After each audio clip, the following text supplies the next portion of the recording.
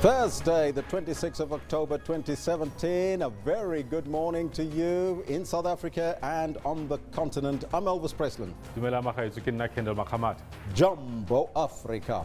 Now, today we focus on Kenya. Kenyans will be voting again today for the second time, that is. It's the rerun today, Kendall. Absolutely needed to be had, but it's already facing one or two problems. That's exactly why I want to find out from you. In terms of our question for the day, what do you expect? Do you think that the Kenyan presidential election rerun will be free and fair? Well, that's the question we pose to you. We'll take a look at your comments a little bit later. But also today we focus on the, well, there's the poll on right now. Let's 233 votes. 30% say yes and 70% say no. They don't expect it to be free and fair. Well, there's also a tweet on that one. Let's take a look at what you're telling us. Melvin says, don't think so. And then Michael says, yes, but my main worry is the opposition leader, Raila Odinga. The guy seems to be confused and is confusing the masses in the process of his own confusion. Well, there you have it. But we're also asking you a question. Yesterday, the finance minister delivered his midterm budget, and that's the question we posed to you. What is your assessment of the midterm budget yesterday? So let's take a look at what you are telling us quickly. Michael Gave says, what about free education? What happened to that? Michael Bigham says, great speech by Gigaba. He covered a lot of aspects. I don't expect the opposition parties to agree, but that's their job, to oppose everything. Now, those are your comments. We'll come back to some of them, but we're also asking you a sporting question. It's absolutely. There's a T20 international between Bangladesh and the Protes this evening. We want to find out from you, what are your expectations of this particular match? What do you think? Michael, Des Lilifellow comes in with this. It's a win for South Africa. When they're playing outside Africa, they lose home ground advantage. Well, playing, I would imagine. And Michael Bigham says another one-sided game. Well, that's it. Those are your comments. Keep them coming. But right now, let's get down to business and take a look at your news headlines.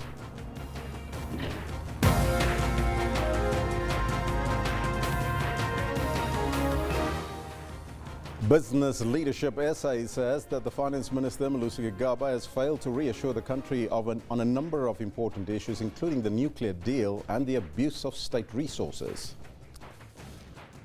More details on the deaths of more than 100 mentally ill patients are expected to emerge when the Isidimeni arbitration hearings resume this morning.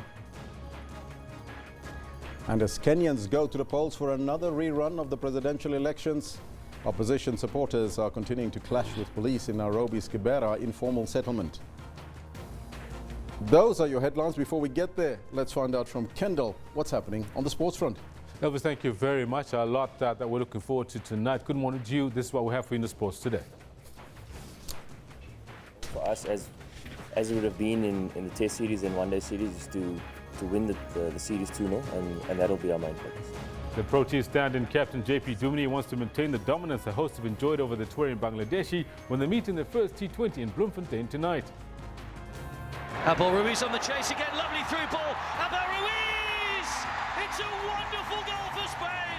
Africa's last representative at the FIFA Under-17 World Cup, Mali, falls to a marauding Spain by 3-1. For Mali, still undie, and squeezes one in at the near post.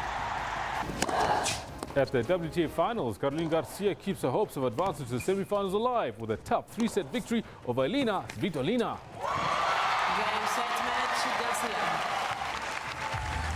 More on this a little later, about 10:40. Do stay with Elvis as he's got the news. Thank you, Kendall. Top story this hour. Kenya's police have fired tear gas at election protesters who barricaded roads in opposition strongholds after polls opened in a disputed presidential rerun vote earlier this morning.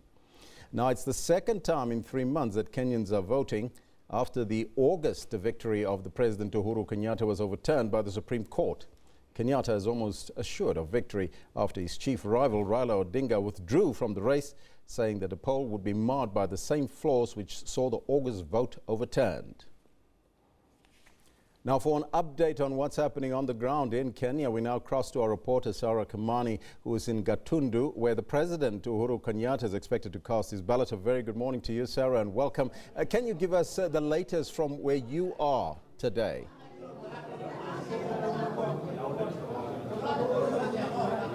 Well, I'm in Gatondo South constituency in a school called Mutomo Primary School. This is President Uhuru Kenyatta's stronghold, and also this is his home. Now, unlike other parts of the country where voter turnout has been low, or in some places people have stayed away completely, here turnout has been very good. You can see behind me people now queuing up to cast their ballots, and if you take even a closer look, the ballot box is slowly filling up, and this has been the case since morning.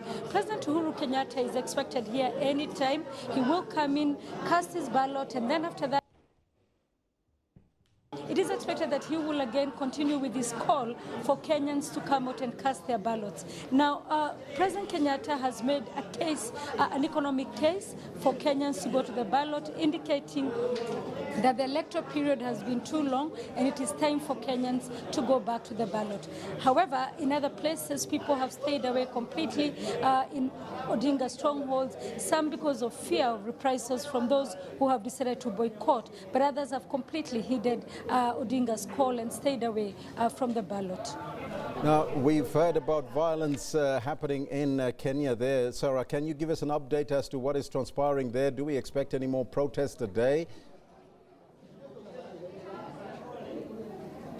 In central Kenya, which is President Kenyatta's stronghold, everything is calm and long queues because the campaign here was concentrated on the people coming out to cast their ballots, and President Kenyatta reminding them that he had won by 54% in the last election, the August elections, and telling them that an injustice was committed against him, and so they need to come out and prove that he had won. However, in places like Kibera in Nairobi, where former Prime Minister Raila Odinga votes, usually there has been violence, running battles between the police and the voters. I'm sure you will get that from Aldrin Sampier. But here in most parts of central Kenya, and indeed most parts where Uhuru and his deputy William Ruto command are following, there has been relative calm and people coming out in their thousands to cast their ballots.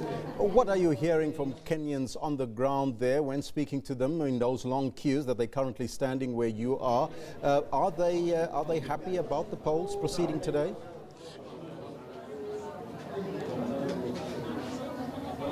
A lot of them, Kenya has a very young population, so a lot of them are doing this probably for the second time, only the second time, because they voted for the first time in August. And so there is another excitement that this is a different election.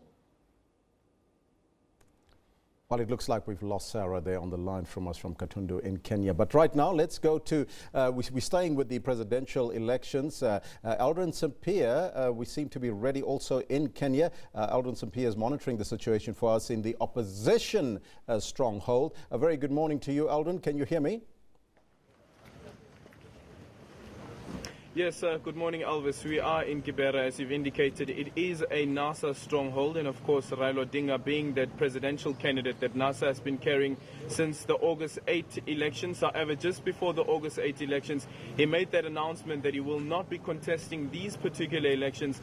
Although, if you look through the ballot papers, all 8 contenders in the elections during the August 8 elections are still on the ballot paper, including Raila Odinga. Here in Kibera, though, police have been running battles with protesters. I'm sure we're going to try and see if we can show you some of those visuals of those police trying to disperse residents who have been pelting stones this morning, and also barricading roads, trying to avoid, trying to block the various stations and polling stations from opening this morning. One of those polling stations being the Olympic Primary School, where we were earlier this morning, where the gates were locked, as well as bricks and stones were packed up on the gate, trying to block the IEBC officials going through, and police have tried to open that polling station. The polling station is open, but not too sure if at this moment if voting is taking place. However, though, we've gone through some of the polling stations here in Kibera where people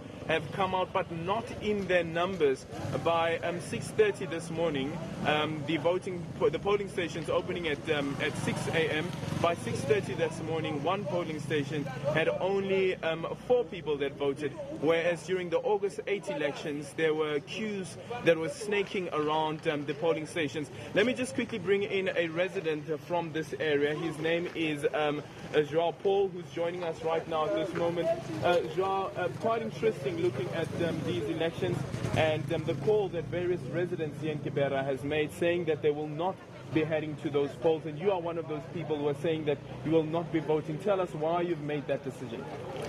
Right, because number one, if I look at the situation, I say Kenya believes in the rule of law, and one thing, if you look at a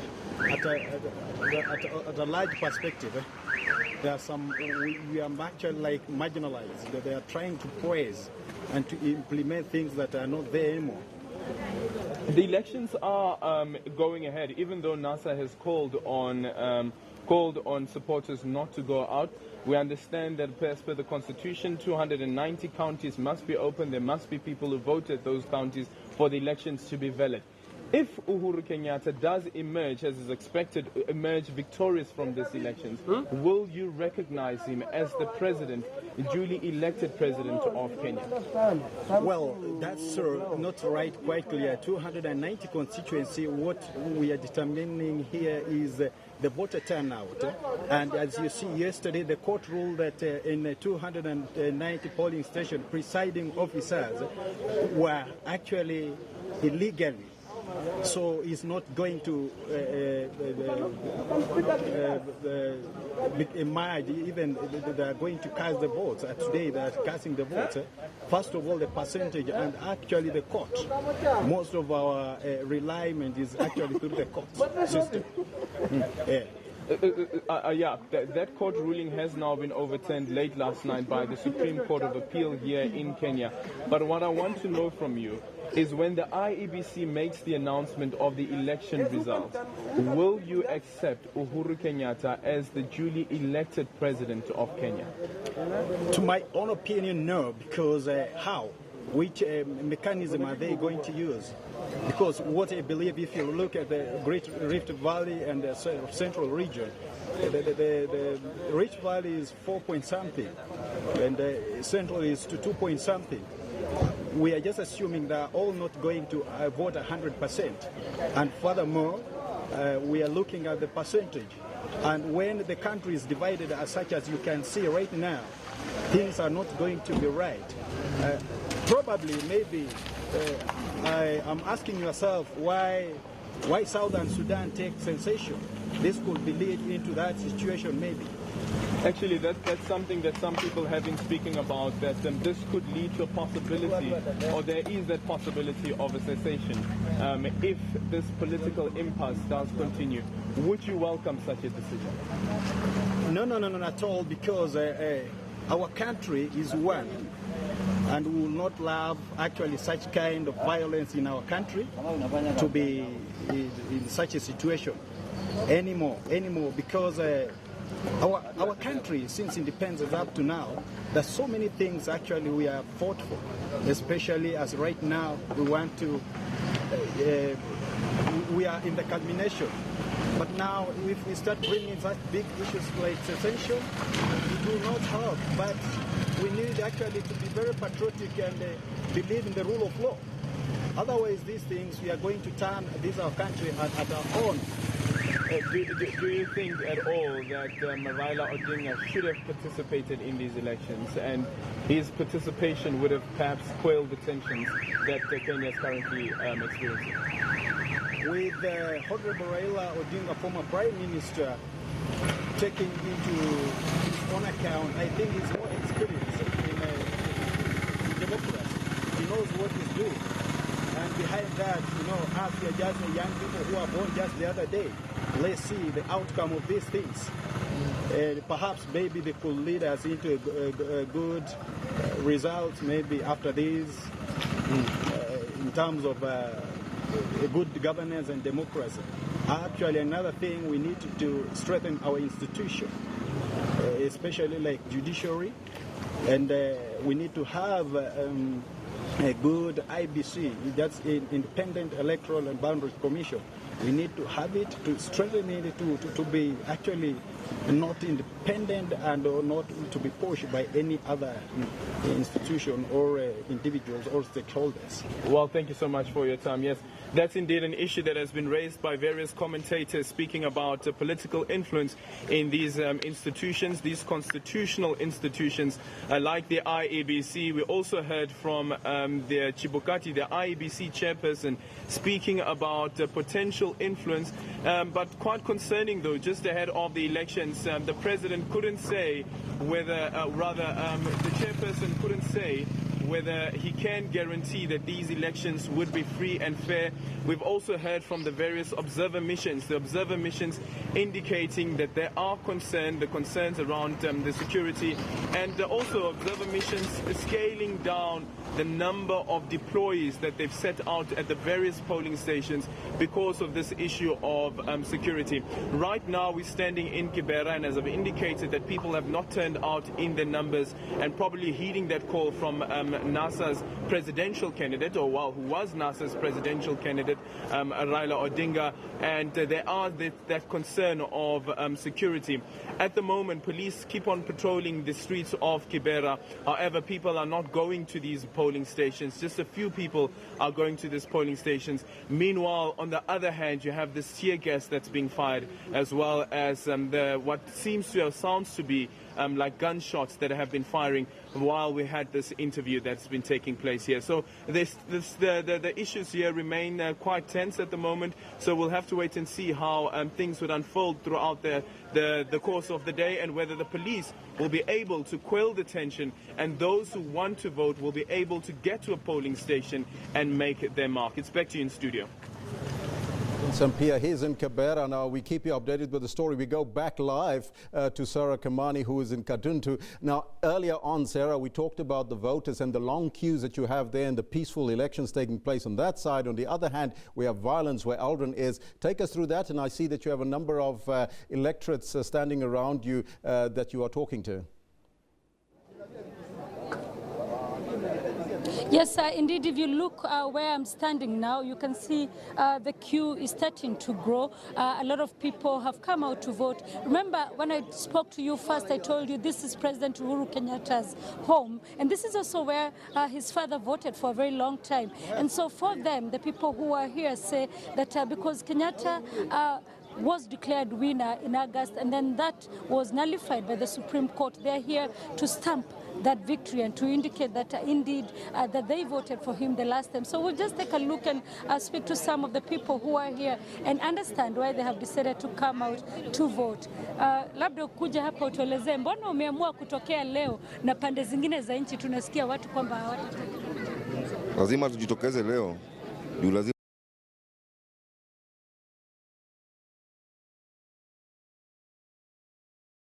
of their choice and the leader that they feel deserves to lead the country. Opinions very divided in most parts of the country. Just tell us, why did you decide to come out today to vote? Nilikuja juu hii maneno nataka iishe nimalize leo. Ndio maana niko hapa. He says, and probably taking a cue from President Kenyatta, that he came today so that he can get over and done with the electoral period. President Kenyatta yesterday, when he was making the national address, talked about the electoral period being too long, talking about investments having been lost because of the long electoral period, and indicating that now Kenyans must go back to work. Now, if you look just further and further away, the queue, as you can see, is growing. One thing that you will notice, Elvis, is that most of these people are young people, people who are excited to be voting in August for the first time, and now, this time for the rerun, they will be doing it a second time. For them, this is about their country. But when you speak to people away from here, then that's when you realize just how divided the country is. But here, excitement is growing as they wait for President Kenyatta to come and cast his ballot, and also await their turn to cast the ballot. Sarah, I thank you so much, and you'll give us an update a little bit later as we continue the coverage, rolling coverage there in Kenya. That's Sarah Kamani. She's in Katundu in Kenya. Of course, our other reporter, Aldrin Sampia, in Kibera, where there is some violence, and we are also going to get an update from him a little bit later to find out what is happening there. There was some violence happening there yesterday. But back home now. Finance Minister Malusi Kibera has reiterated that the country cannot afford nuclear energy. Speaking at a business breakfast in Cape Town this morning, Kibera went on to say that even though the country cannot afford it, nuclear energy continues to be in the plans of the country's energy mix. Nuclear remains part of the energy mix. In terms of the integrated resource plan that is being undertaken, nuclear will remain part of the energy mix. So there will come a point sometime in future when the economy is buoyant and growing very fast, when there is high demand for electricity, when the generation capacity we have is inadequate to carry the demand which can only be provided by baseload electricity generation. When you say, because we've made a carbon emissions commitment as a result of the COP processes, where you say you need baseload renewable electricity generation which can be provided by nuclear, and that the renewable power stations are small to be able to absorb the high demand which is needed from baseload generation, then you need to go the nuclear direction. At that time, we will. But for now, what we are saying is that perhaps in the next foreseeable future... Well, give me a timeline. What do you think? 5 years, 10 years? Over the next 5 years, I don't think South Africa is going to be able to afford nuclear. Our economy is growing slowly. We actually have 5,700 megawatt of excess electricity at the present moment. And that 5,700 megawatt of excess electricity is bigger than the biggest power station in South Africa when it operates at full capacity, and that is Medupi. And Medupi is the 4th largest power station in the world. So 5,700 megawatt of excess electricity is 900 megawatt in excess of Medupi at full capacity. The economy can't afford nuclear at the present moment. We've got excess electricity. There are no intensive users that are taking up the generation capacity that we have. And so nuclear will remain part of the energy mix. But not now. That's what you're saying, not now. The budget can't afford it, and the country also can't afford nuclear right now. Well, that's from the minister. We will have that discussion right after we take a look at our social trends. Professor Parsons is here with me in studio. We'll be chatting to him shortly to get his view on the midterm budget speech. But let's first take a look at what is trending on social media. Women have taken to social media to share their ordeals of sexual harassment, outstripping the hashtag #MeToo campaign with a name and shame hashtag #MeToo. Hashtag Kibera also come to the rescue of the struggling state-owned enterprises, but it was silent on the SABC.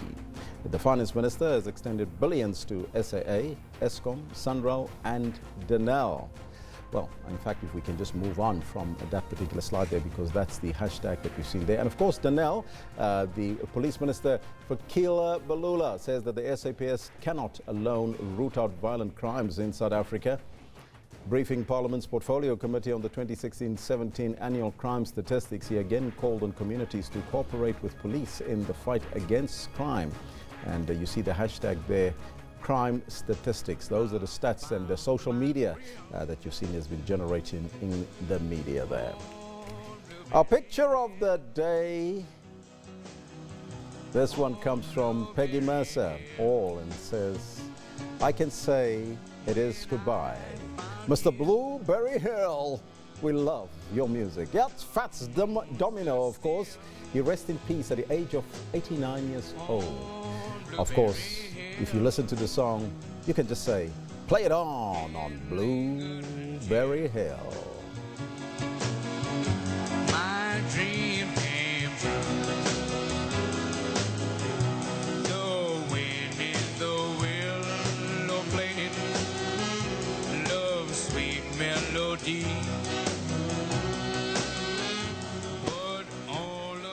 Well, the question is, did you know his music? Did you know who Fats Domino was? You can also let us know. He was a rival to listen to this. My namesake, Elvis Presley. not Preslin. He sold, listen to this, 65 million records worldwide. Did you know that? Well, Fats Domino, you rest in peace. Now, our comment of the day comes from Vusi Temba Kwayo. He's selling high-growth telecom shares assets to plug expenditure leakages is like selling your home to pay your Foshini account. Hashtag MTBT 2017. Of course, that is like selling the family jewelry or the family silverware. To do what? Pay your Foshini account. Yep, that's what he says. That's, of course, motivational speaker Vusi Tembakwayo. Now, tomorrow, let's throw forward what's going to happen. On the show, we continue to look into the legacy and the legend, the life and times of the former ANC President Oliver Reginald Tambo, known as OR. Now, he would have turned 100 years, a grand old centennial. Yes, a century old. It's Oliver Reginald Tambo. Of course, the centenary celebrations will also be here tomorrow. We'll go to the Eastern Cape live tomorrow as well. Now, we'll take a short break, but after that, remember, we discuss the midterm budget with Professor Raymond Parsons.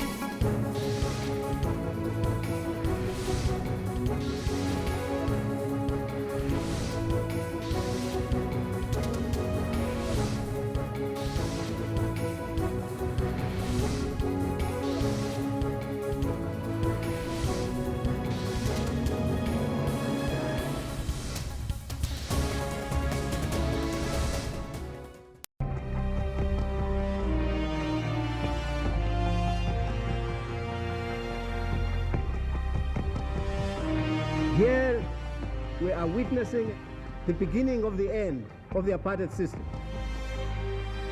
If you did a paternity test on our constitution, whose DNA would come up? Not Nelson Mandela, not F.W. de Klerk, Oliver Tambo.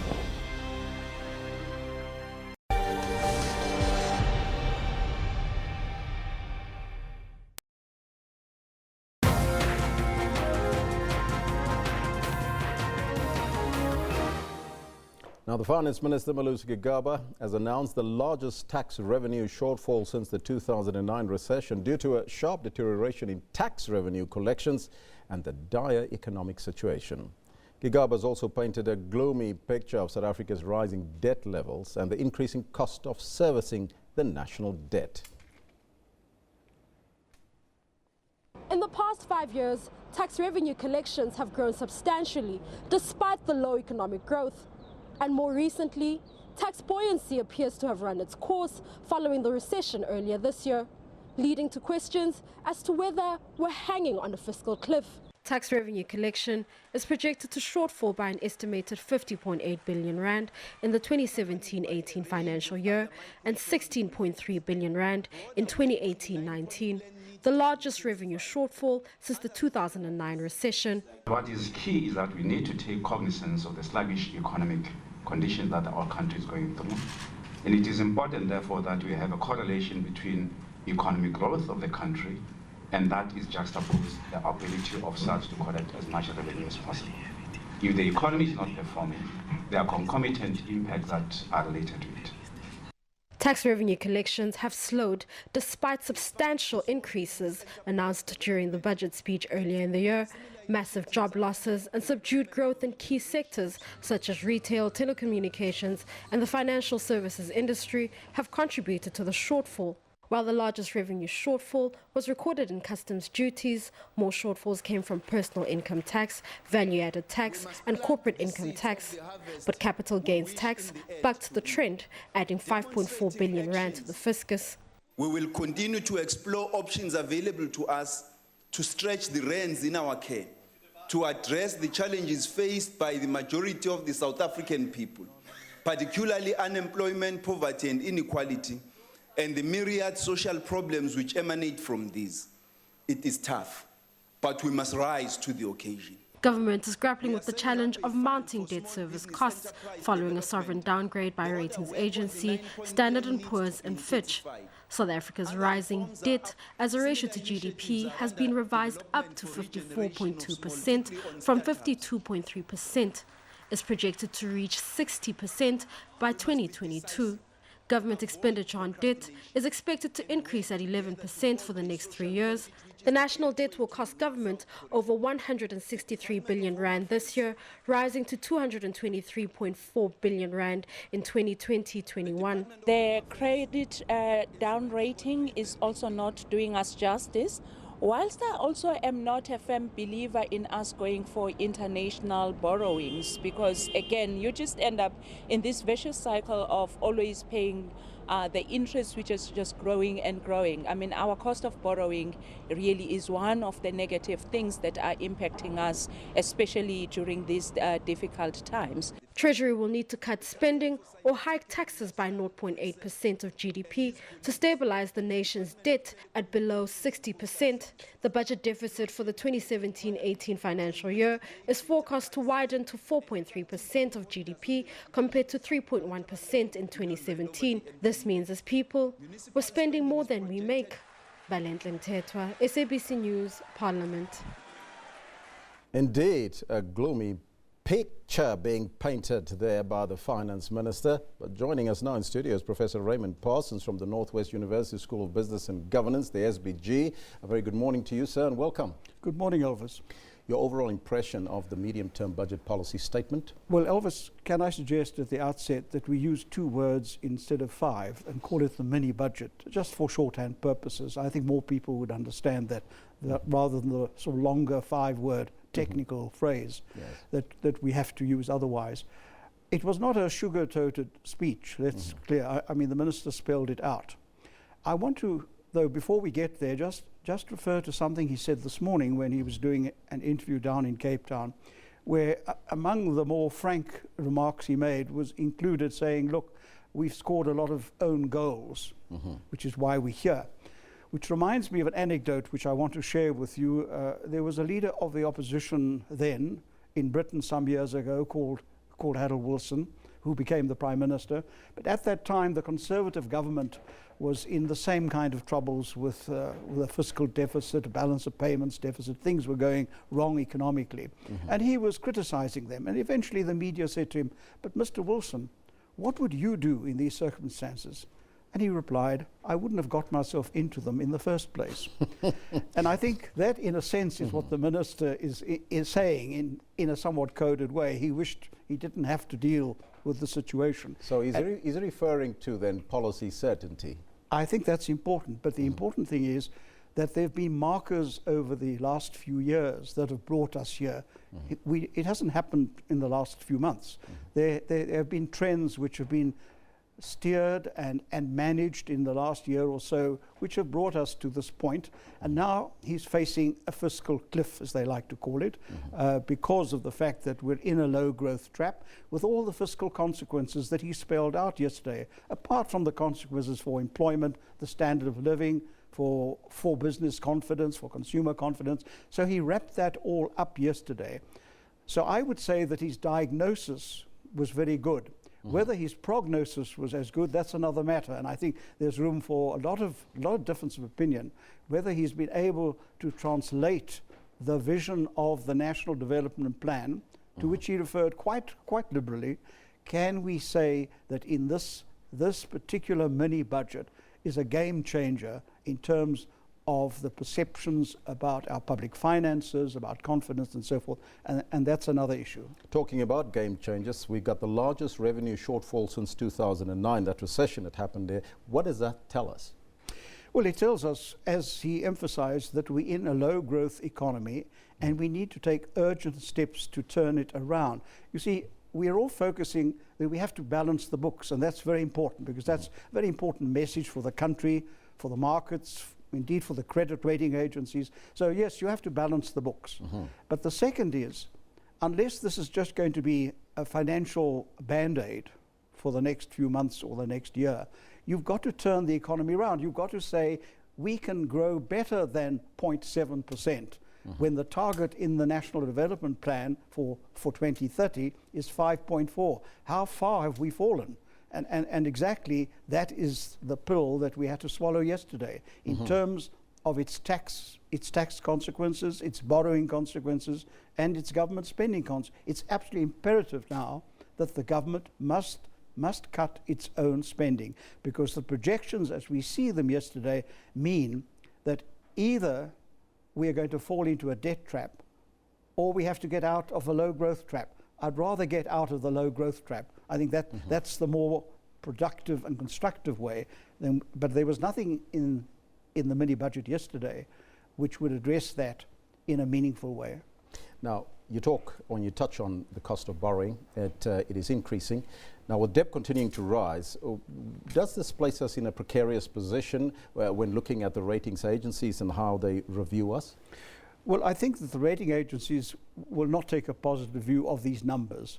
Bear in mind, it's not just a numbers game. There's issue of credibility, question of confidence, even the good intentions yesterday. Will they be translated into action, or are we simply going to borrow more, and that might end up exceeding some of the red lines that have been laid down as to what the limit should be for both government spending and also for how much you can borrow as a government, seen from a global point of view. I do not, however, think that the credit rating agencies will necessarily act immediately.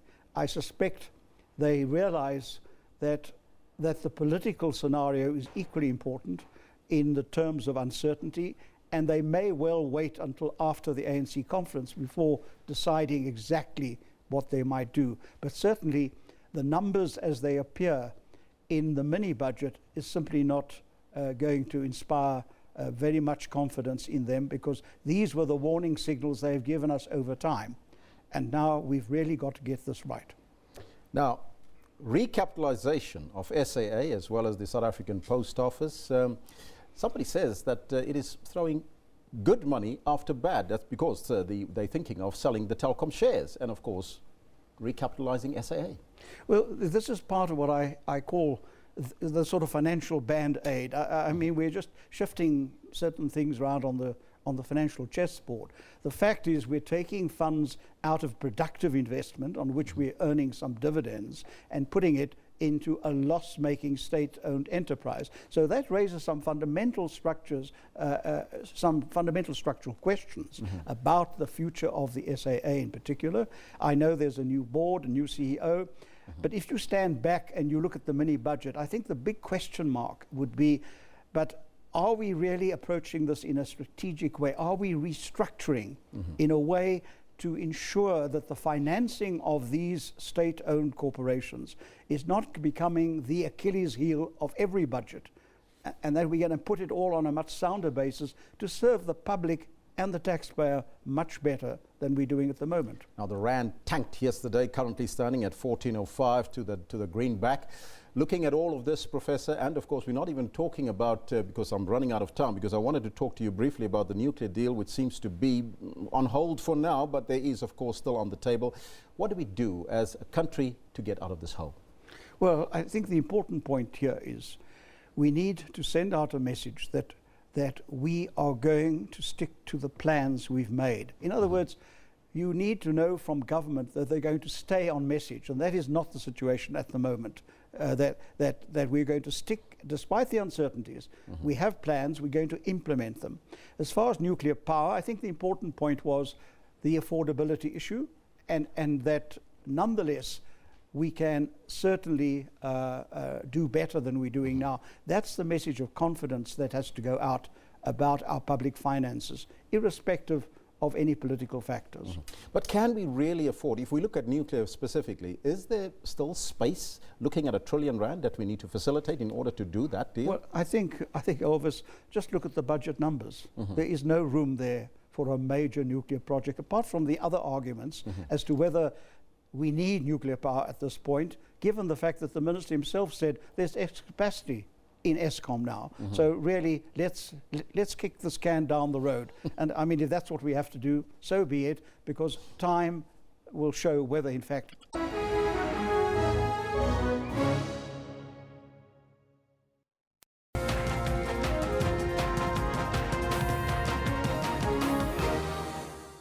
Welcome back. My name is Kendall Makamati. Time for a little bit of sport in this very busy day that we've got in terms of the news. Now, the Proteas may be without regular skipper Faf du Plessis for the two-match T20 series against Bangladesh, which starts tonight, but they're still confident. South Africa sealed 2 back-to-back series whitewashes in the tests and ODIs against their visitors already and are aiming to do the same in the shortest format. Stand-in captain JP Dumini warns that they cannot take anything for granted.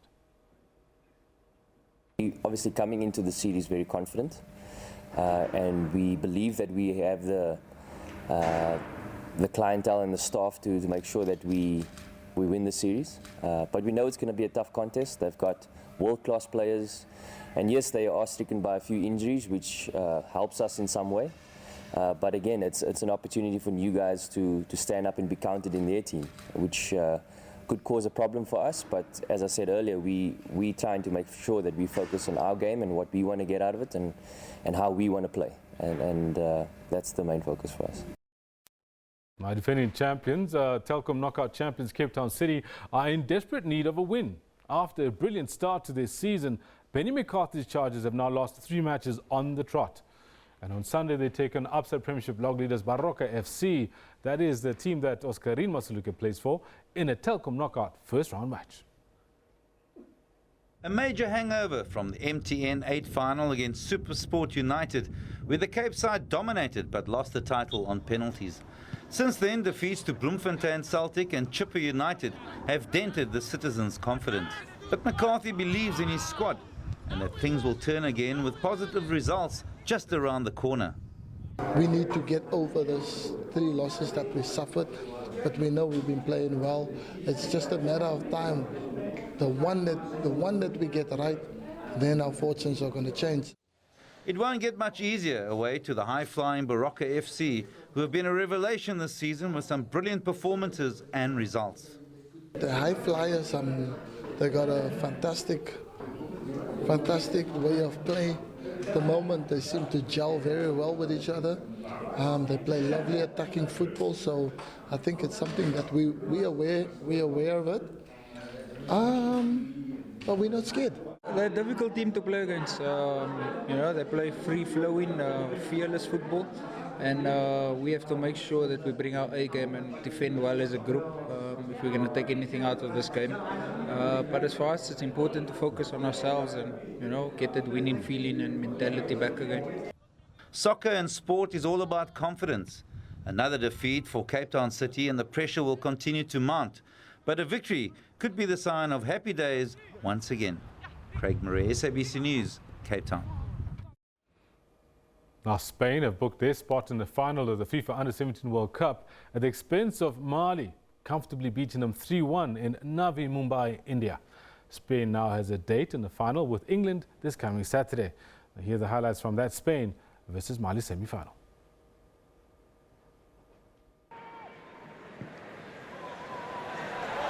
Long raking ball out to Kane, much better that time. Nice skills from Kane, this is better from Mali. Curling shot goalwards. Lovely effort from Shimusa. Couldn't get the dip on it though to take it in. Spain looking to build from the back as they love to do. Lovely touch by Ferran through to Cesar, who's onside. Cesar in on goal, checks back, penalty this time. It's the same man that trips him, it's Diaby. Cesar goes down. And a chance for Abel Ruiz to add another goal to his tally at this tournament from the penalty spot. Coita stands between him and giving Spain a 1-0 lead. Here comes Abel Ruiz, cool as you like. And Spain are into the lead in the semi-final.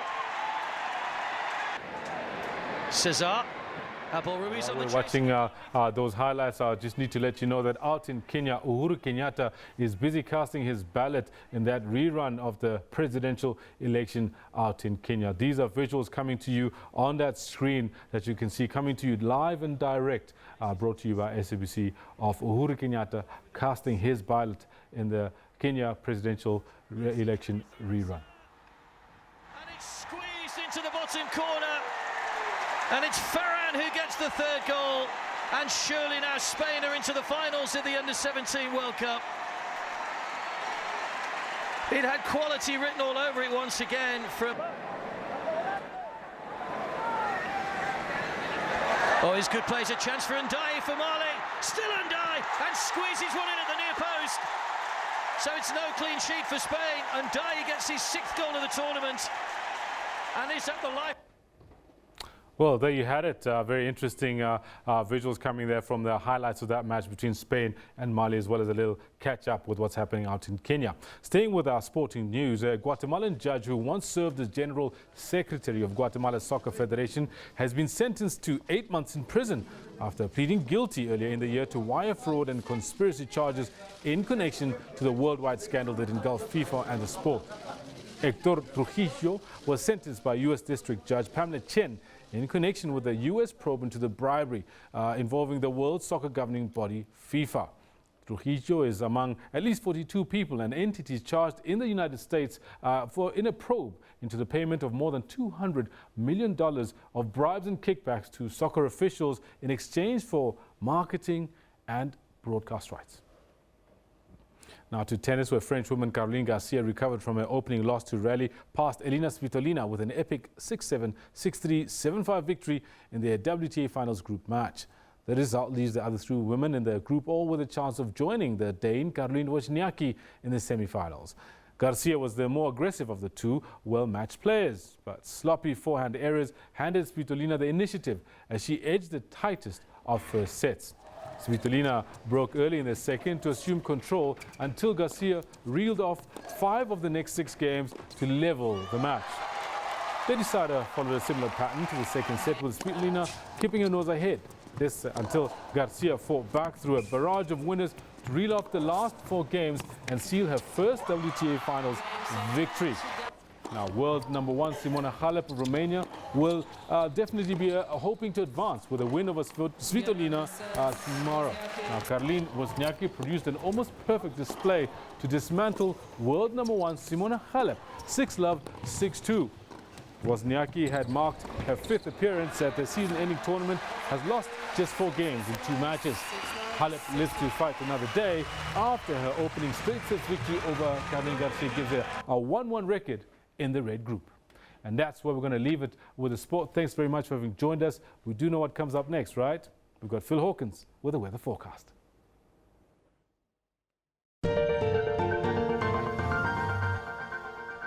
Yeah, thank you so much. Well, a very important weather forecast for today as we see a secondary cold front passing by South Africa's southern coastline. Now, it is part of the very same low pressure system that the primary and first cold front that we saw yesterday moving through South Africa. It's both part of the same low pressure system, but this time what we're seeing is it bringing more rainfall into the southwestern parts of the country, which of course is fantastic news. Definitely need that rainfall there. We're also seeing some showers opening up towards the eastern parts of South Africa, and that extends and links up with low pressure systems around Botswana's northern regions and over the Caprivi Strip. That causes these showers to just extend through diagonally across the central parts of southern Africa. So taking a look at tomorrow's weather, we in fact see this interior low pressure system getting slightly stronger, and indeed it is now competing with a high pressure system approaching from the southwest. This is going to result in some windy conditions towards that southwest and the southern coastline for tomorrow, but it's also going to see some showers and thunder showers opening up in the southern parts of Mozambique. Let's take a look at your temperatures. Now, 16 in Cape Town is a cold day. It's behind both of those low pressures and cold fronts. 22 in Durban, and temperatures in the northeast remain very, very warm in the 30s or around the 30s for the most part. Now, neighboring states remain very warm as well. Windhoek 32 degrees, Gaborone 33, Maun and Francistown at 37 degrees, Vic Falls at 38, and temperatures in Mozambique remain warm in the high 20s and early 30s. Harare also sharing those temperatures in the lower 30s. Now, Today's weather forecast for our island regions remains quite warm indeed, but unlike yesterday, we're seeing some showers coming into Victoria and Port Louis for today. Now, it should only be isolated showers, but it may take the form of passing stormy systems. So again, something to watch out for will be the lightning and things that pass by when the storm comes. Squall lines forecast as well as storms approach around Bangui, around Libreville. We're seeing temperatures warm despite that. As we move towards the interior of the east, though, we see some slightly cooler temperatures around Kampala, Nairobi at 25 degrees for a maximum, and Kigali peaking at 26.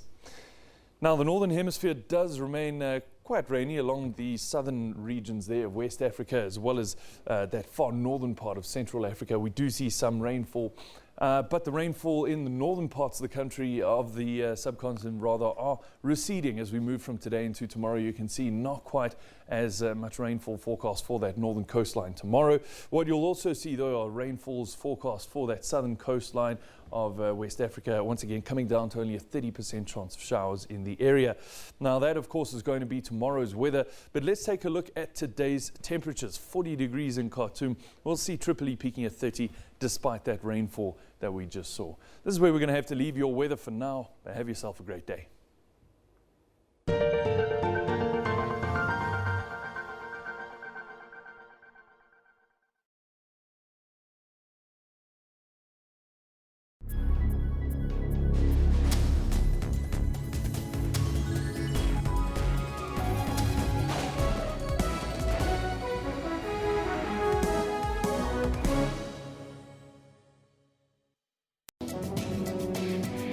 Andy, what did you make of the social media reaction to the news of the death of Makaka? People are trying to grapple with the reasons why this is happening. I don't think that's being explained nearly enough. Professor? KZN has got a history of this factionalism.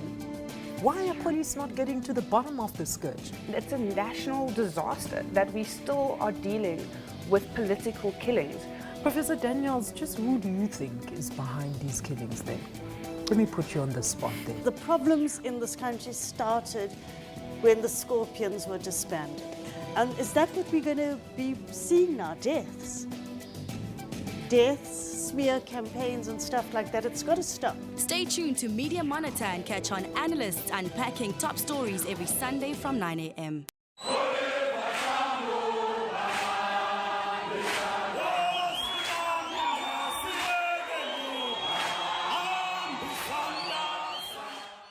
Oliver Tambo understood and articulated it in a number of occasions, the fact that we need to prepare ourselves for a period in which we would be able to play a meaningful role in South Africa. He's the first person I heard speak about the reconstruction and development of South Africa as early as 1980, saying prepare ourselves to reconstruct and develop South Africa after liberation. That was the trust of SOMAFCO, to give South African youth the opportunity to further their studies, to acquire skills, and then, of course, to ready themselves to come and play a meaningful role in South Africa. It was always a great occasion to meet the president of the ANC at the time, OR. He visited SOMAFCO a few times while we were there before we went to Europe, and OR would virtually participate in the cultural activities. I remember the moment OR would come in the Hector Peterson Hall that we had built, where we held our cultural events, and they listened to the choir, and they listened and watched us dance, do traditional dance and poetry, and at one moment he just stood up and decided to conduct the choir himself. That was beautiful. And OR would always, and I've met him a few times in Europe, whenever he had an opportunity coming out in Europe, he would always make it his business to invite students, and we would want to know what we're doing. Great lover of music, OR. The African National Congress established a cultural ensemble called Amandla Cultural Ensemble, and that was one of OR's proudest products, I believe. And there are a number of videos where you would find OR in Sweden, and Amanda would be performing there. And he understood the power of culture and the power of music as a mobilization tool to inform the world and to expose the South African culture, OR always encouraging us to participate.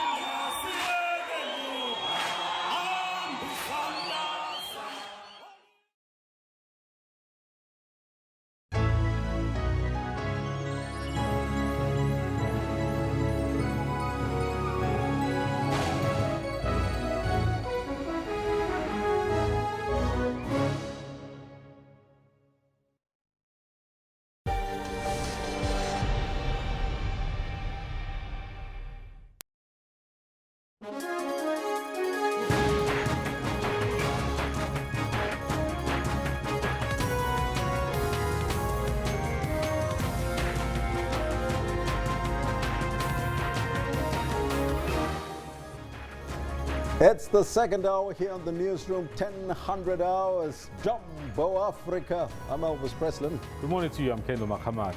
We'll be with you until 12. Now, the big day for Kenya today. Voting is underway, Kendall. We went there a little bit earlier to find out what is cooking there in Kenya. And I can tell you, we want to focus on Kenya because it's part and parcel of Africa. So let's take a look at our poll. 100%. We want to find out from you with this, a rerun of the presidential election in Kenya. What do you think? Do you think it will be free and fair?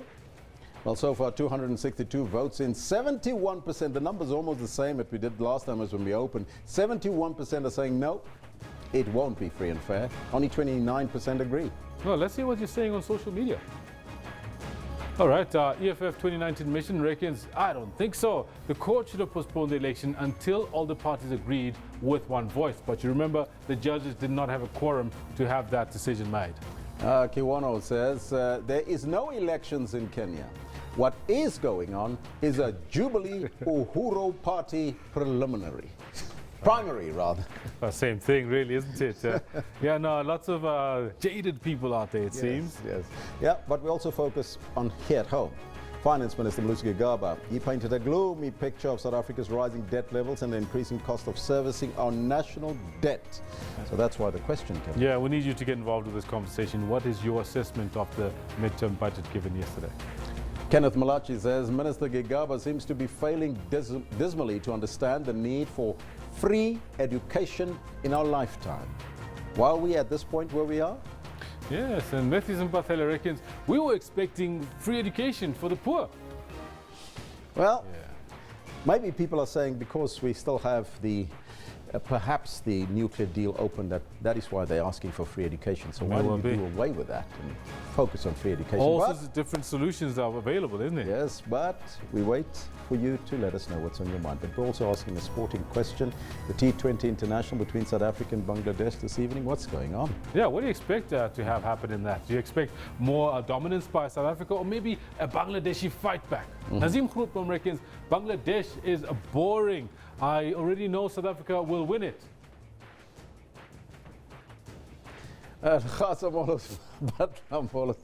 Obviously, South Africa will win. It's a game changer.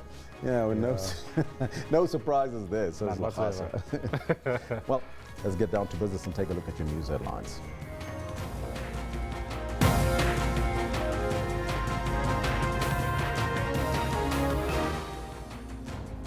Students have blocked roadways at the University of Cape Town as the fees protests continue there. More details on the deaths of more than 100 mentally ill patients are expected to emerge when the SABC arbitration hearings resume this morning. We'll go there live as soon as they start. Here you can see some of the live pictures coming through. And as Kenyans go to the polls for another rerun of the presidential elections, opposition supporters are continuing to clash with police in Nairobi's Kibera informal settlement. And as you've seen a little bit earlier, on the other side of Gatuma, there is nothing happening there. People are very peacefully voting. Those are your headlines. But before we get there, and we'll keep you updated on that story as it unfolds today with our reporters in Nairobi, let's go to Kendall Makamate to find out what's happening on the sports front. Elvis, I know that Ketani Mahlangu was subpoenaed to appear at the Life as Dimeni arbitration. Are we expecting to see her today? Well, not today, but we'll hear from what comes out of that today.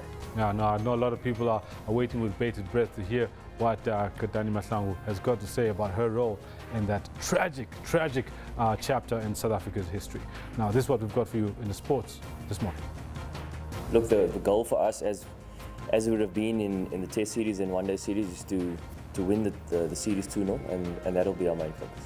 The Protes stand-in captain JP Dumini wants to maintain the dominance the hosts have enjoyed over the touring Bangladeshi when they meet in their first T20 in Bloemfontein tonight. It's a wonderful goal for Spain. Africa's last representative at the FIFA Under-17 World Cup, Mali, falls to a marauding Spain by 3-1. For Mali, still Ndiaye, and squeezes one in at the near post. At the WTA Finals, Carolina Garcia keeps her hopes of advancing to the semi-finals alive with a tough 3-set victory over Elina Svitolina.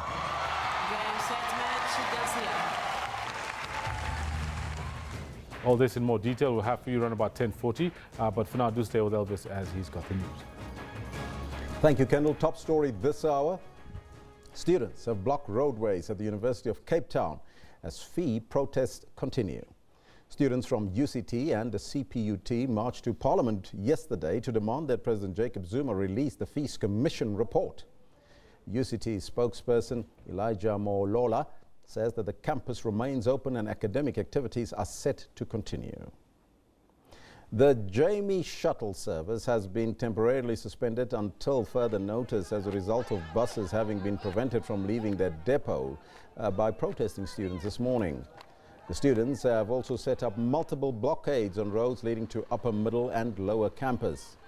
Campus Protection Services is monitoring the situation and working towards removing the blockades. Now, yesterday, the Finance Minister Malusi Gigaba has reiterated that the country cannot afford nuclear energy. Speaking at a business breakfast this morning in Cape Town, Gigaba went on to say that even though the country cannot afford it, nuclear energy continues to be in the plans of the country's energy mix. Nuclear remains part of the energy mix. In terms of the integrated resource plan that is being undertaken, nuclear will remain part of the energy mix. So there will come a point sometime in future when the economy is buoyant and growing very fast, when there is high demand for electricity, when the generation capacity we have is inadequate to carry the demand which can only be provided by baseload electricity generation. When you say, because we've made a carbon emissions commitment as a result of the COP processes, where you say you need baseload renewable electricity generation which can be provided by nuclear, and that the renewable power stations are small to be able to absorb the high demand which is needed from baseload generation, then you need to go the nuclear direction. At that time, we will. But for now, what we are saying is that perhaps in the next foreseeable future... Well, give me a timeline. What do you think? 5 years, 10 years? Over the next 5 years, I don't think South Africa is going to be able to afford nuclear. Our economy is growing slowly. We actually have 5,700 megawatt of excess electricity at the present moment. And that 5,700 megawatt of excess electricity is bigger than the biggest power station in South Africa when it operates at full capacity, and that is Medupi. And Medupi is the 4th largest power station in the world. So 5,700 megawatt of excess electricity is 900 megawatt in excess of Medupi at full capacity. The economy can't afford nuclear at the present moment. We've got excess electricity. There are no intensive users that are taking up the generation capacity that we have. And so nuclear will remain part of the energy mix. But not there will now. Come a time, That's but what not you're now. saying. The Not budget now. can't afford it, and the country also can't afford nuclear right now. Well, that's more policy certainty, isn't it? Well, Kenya's police, meanwhile, fired tear gas at election protesters who barricaded roads in opposition strongholds after polls opened in a disputed presidential rerun vote earlier this morning. Now, it's the second time in 3 months that Kenyans are voting. This after the August victory of the President Uhuru Kenyatta was overturned by the Supreme Court. Kenyatta is almost assured of victory after his chief rival, Raila Odinga, withdrew from the race, saying that the poll would be marred by the same flaws which saw the August vote overturned. Meanwhile, Kenyan President Uhuru Kenyatta has cast his ballot in his hometown of Gatundu in the country's presidential rerun vote currently underway. The presidential rerun comes after the chairman of the Kenya's Electoral Commission, Wafulu Chebutaki, announced yesterday that the presidential elections will go on as scheduled. The country's Supreme Court ordered fresh polls after the nullification of the August 8th elections over illegalities and irregularities. Our reporter Sarah Kamani filed this report. Hours to the rerun, Kenyans were not sure if the polls would indeed take place. The fate of the elections lay in the hands of the Supreme Court judges. The court could not sit as it did not have a quorum. A properly constituted sitting must have 5 judges. Regrettably, and with due apologies to all the parties, this matter cannot proceed to hearing this morning as earlier scheduled. On the eve of the ruling, the driver of the Deputy Chief Justice, Philomena Mwilu, was shot and injured by unknown assailants. The opposition sees the government hand in it. There is an attempt to undermine the authority of the institutions of government, including independent institutions like the Electoral Commission and the Supreme Court. Since the case has collapsed, the chairman of the commission has cleared the way for the polls. Based on the progress that has been made in the commission, the elections are scheduled, will go on tomorrow, the 26th of October 2017. Opposition leader Raila Odinga has called on his supporters to boycott the elections, claiming that the Electoral Commission is biased. President Uhuru Kenyatta, who is seeking a second and final term, has called on Kenyans to turn up and vote. The African Union has called for calm and restraint during the electoral period. We've noted the decision of NASA to withdraw its candidates from the election. And it is their right to do so, and we respect that. But in the same vein, we respect the rights of those who want to vote. Polls will open at 6 a.m. and close at 5 p.m. Sarah Kimani, SABC News, Kenya. Now, we'll keep you posted on the developments there in Kenya with our reporter Sarah Kamani as well as Aldrin St. Pierre on the scene there. Meanwhile, here in Pretoria, the North Gauteng High Court has reserved judgment in President Jacob Zuma's application to review and set aside the former public protector, Advocate Thuli Madonsela's state capture report. The president's legal team yesterday made a surprise U-turn and abandoned a crucial part of his state capture court review, which asked for the report to be sent back to the public protector for further investigation. However, the main part of the case, to have the former public protector's remedial actions reviewed and set aside, still stands. Now, Chief Justice Mogoeng has hit back at allegations of overreach aimed at the country's judiciary. He was addressing the Cape Town Press Club last night. His speech comes at a time when the country's political landscape has seen political parties increasingly turn to the courts to resolve their battles. Despite several warnings from the Chief Justice Mogoeng over the last few years, political parties seem unable to curb their enthusiasm to run to the courts to undo political knots. Just hours before his address, opposition parties were squaring off against President Jacob Zuma in the North Gauteng High Court. They were opposing his application to review the public protector's state of capture report. According to the Chief Justice, this constant involving of the courts in political disputes is an issue the judiciary could happily do without. We owe it to this nation, we owe it to this democracy, we owe it to posterity. Those of us who are inclined to litigate as we should, to make sure that we are very careful about the responsibilities that we impose on our courts to deal with. Because if we push our courts to the point where they literally become raw political players, we are exposing them to criticism that could have been avoided. Mogoeng then turned his attention to those who often criticize the judiciary of overreach. I would really die, and I believe that is the position of my colleagues, than allow myself to overreach for the sake of what? In return for what? It's such an honor and a privilege to serve your people. It's such an honor to be a judge or even a magistrate. Why would you want to bend the rules? The Chief Justice called on all South Africans to expose any and all corruption that they are either aware of or may come across within the judiciary.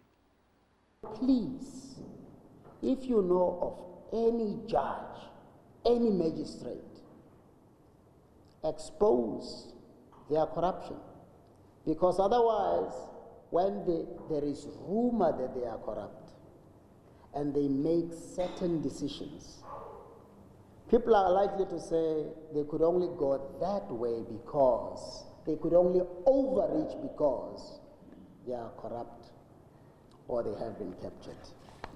Finally, the Chief Justice revealed that there's been little to no progress, at least that he's been made aware of, in the investigation regarding the burglary of his office and subsequently his church. Lukhanyo Khalada, SABC News, Cape Town. We'll take a short break and we'll be right back with more news after that.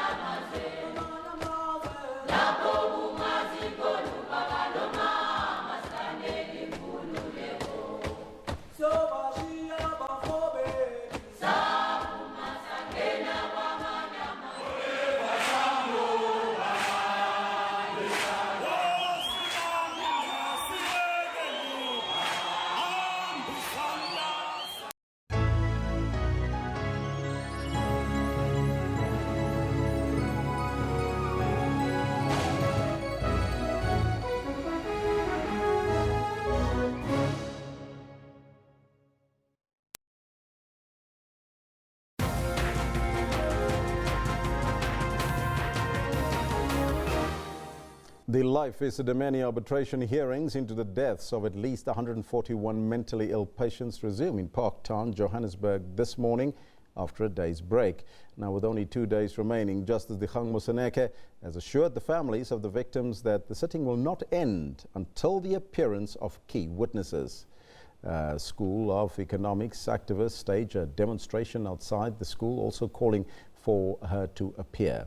Evidence leader Patrick Nguchana said on Tuesday that Mahlangu had indicated that she would be willing to testify. Let's now join the proceedings live. And so it will be correct that I should address you as Major General Johnson. I don't have an issue of how I'm being addressed, Justice. It's fine. Thank you. Now, you are here in a particular capacity, and we stick to that. Thank you, Justice. I'm here too in a particular capacity. When I play golf with my mates, they call me differently. But here we have an official business, and I think we'll stick to your official title. If you show, please, Justice. Thank you, Major General Johnson. Major General Johnson, we are dealing here with a matter of patients who died during a project called the Gauteng Marathon Project. Are you aware of that? Yes, Justice. I became aware of the magnitude of this deaths from Life Isidimeni after the Ombudsman's report was released. Yes. Any involvement that the SAPS may have had you are aware of? Justice, before the release of the report, there were 4 cases being investigated at different police stations by different investigating officers. And who had opened those 4 different cases? It was deaths that was reported at the police stations after the deceased bodies were admitted at government mortuaries. But after the release of the Ombudsman's report, 3 political parties went to Randfontein Police Station and registered criminal cases. That was the EFF, the ANC Youth League, and the DA.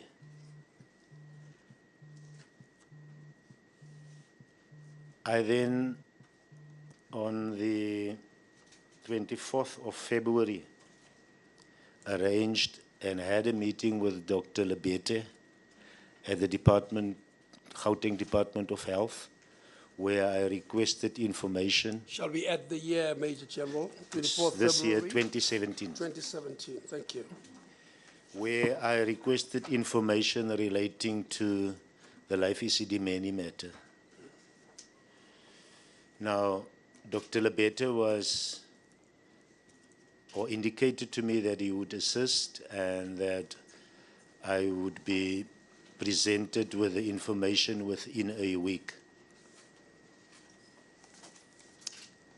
After some time, I'm not sure how long it is, when I phoned the doctor again, he informed me that I should rather do a written application for the information to the DG. And what was Dr. Lebete's position within the department then? I'm not sure, Justice, but I was referred to him. So I had a meeting. He knew of the incidents. He knew of the records that were in the department's possession. And he indicated that he would cooperate and assist with us. So I was surprised after a while that when I contacted him, he indicated that I should rather work in writing through the office of the DG, which I never did. And on the 28th of February,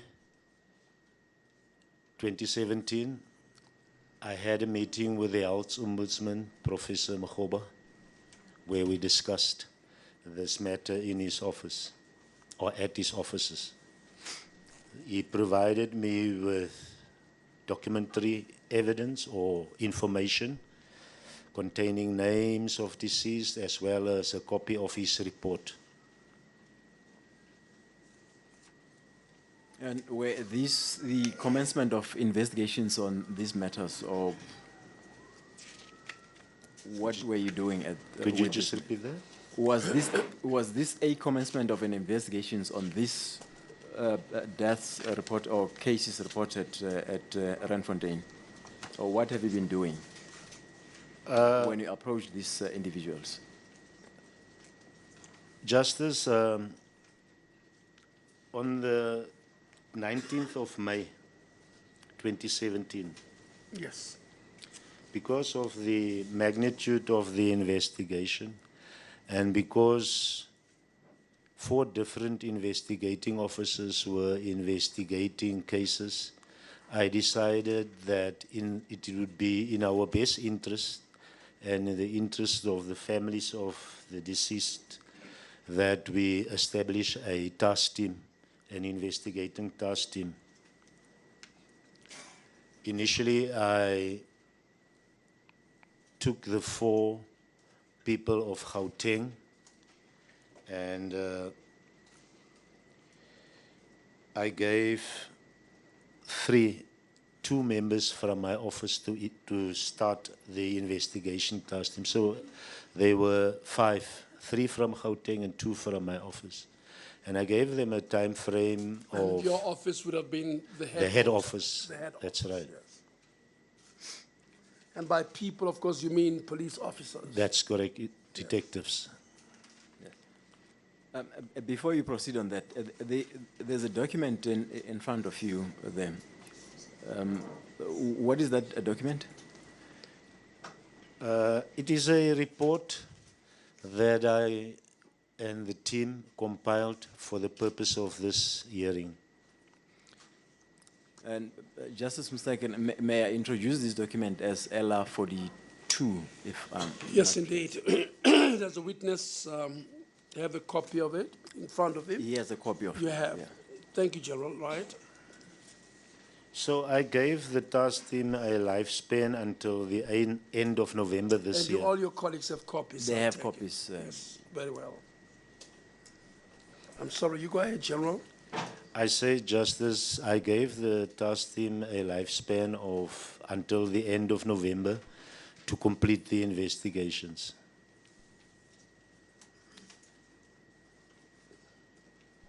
But November 2017.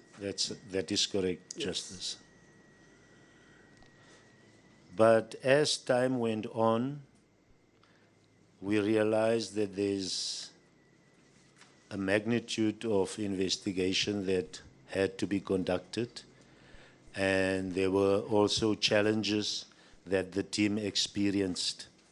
So firstly, they would not be able to make the deadline of end of November 2017, and I had to make a decision to increase the numbers of the task team. Yes. So I added another 3 members, investigating officers from my office. And how many deaths were you investigating? Currently, the team comprises of 8 investigating officers, led by Lieutenant Colonel Ditabu from my office.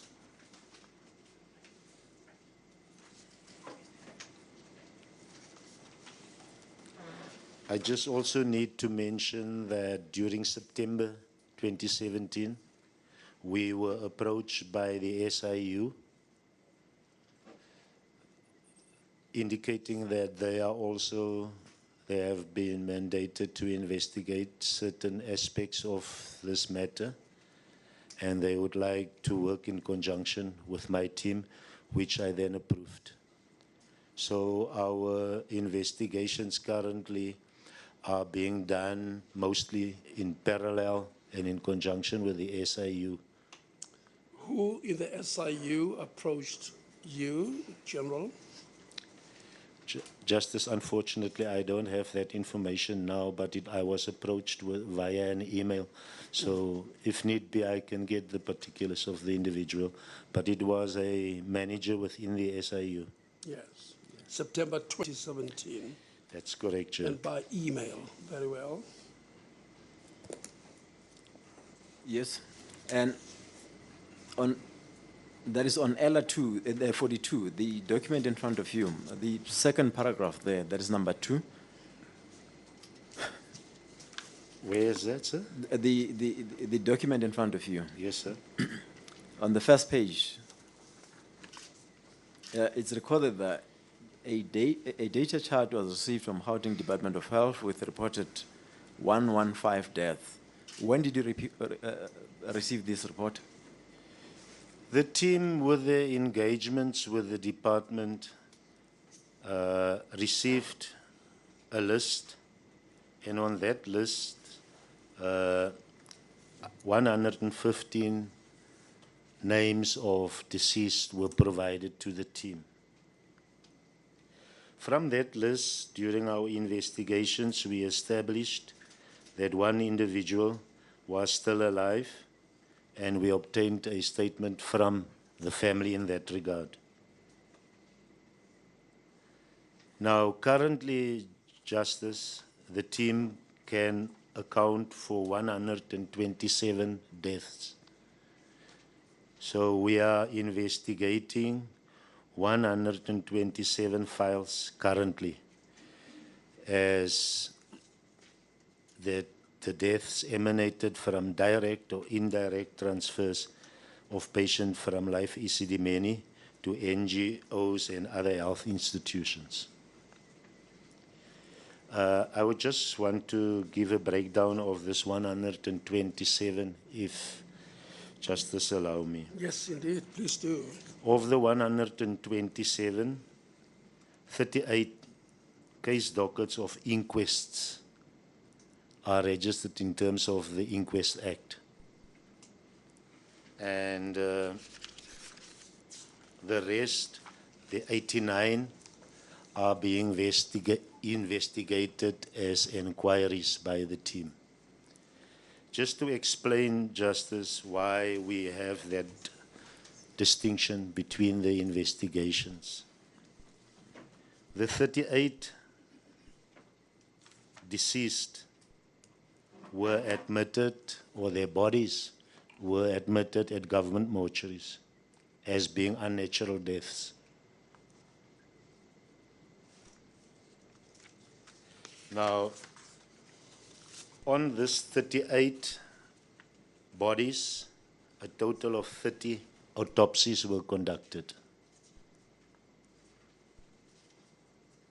Therefore, on 8 bodies, no autopsies were conducted. We received an indication from a pathologist that on 4 of the bodies, autopsies were not conducted because that pathologist, we will have the name from the team if need be, was of the opinion that an autopsy would not add value to the investigation.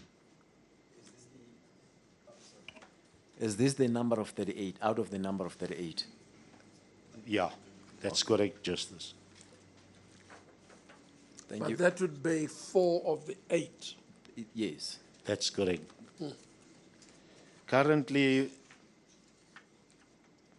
we are, of this 38 inquests, we are awaiting 4 post-mortem reports. So we will, if and when we receive the reports, the team will have 34 autopsy reports. In the 89 inquiry files, we don't have any autopsy reports. Reason being that the deceased were buried as, or the families and and some of the NGOs obtained death certificates that indicate the cause of death as natural causes, and the bodies were buried.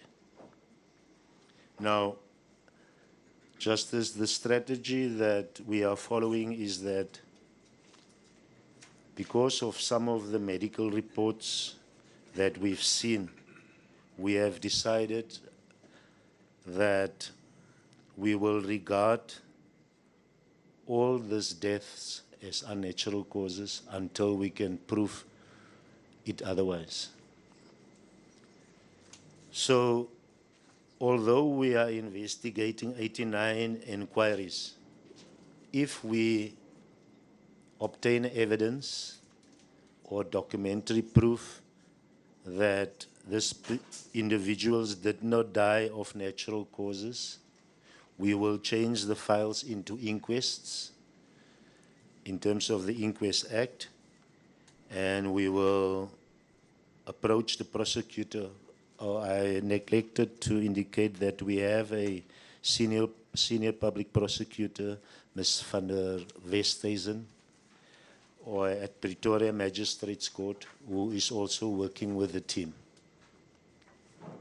So we will then approach her with a view of whether we should change the inquiries into inquests and whether it would be necessary to do exhumations of the bodies in order to establish a cause of death. But that we will only do in conjunction and on the advice of the pathologists.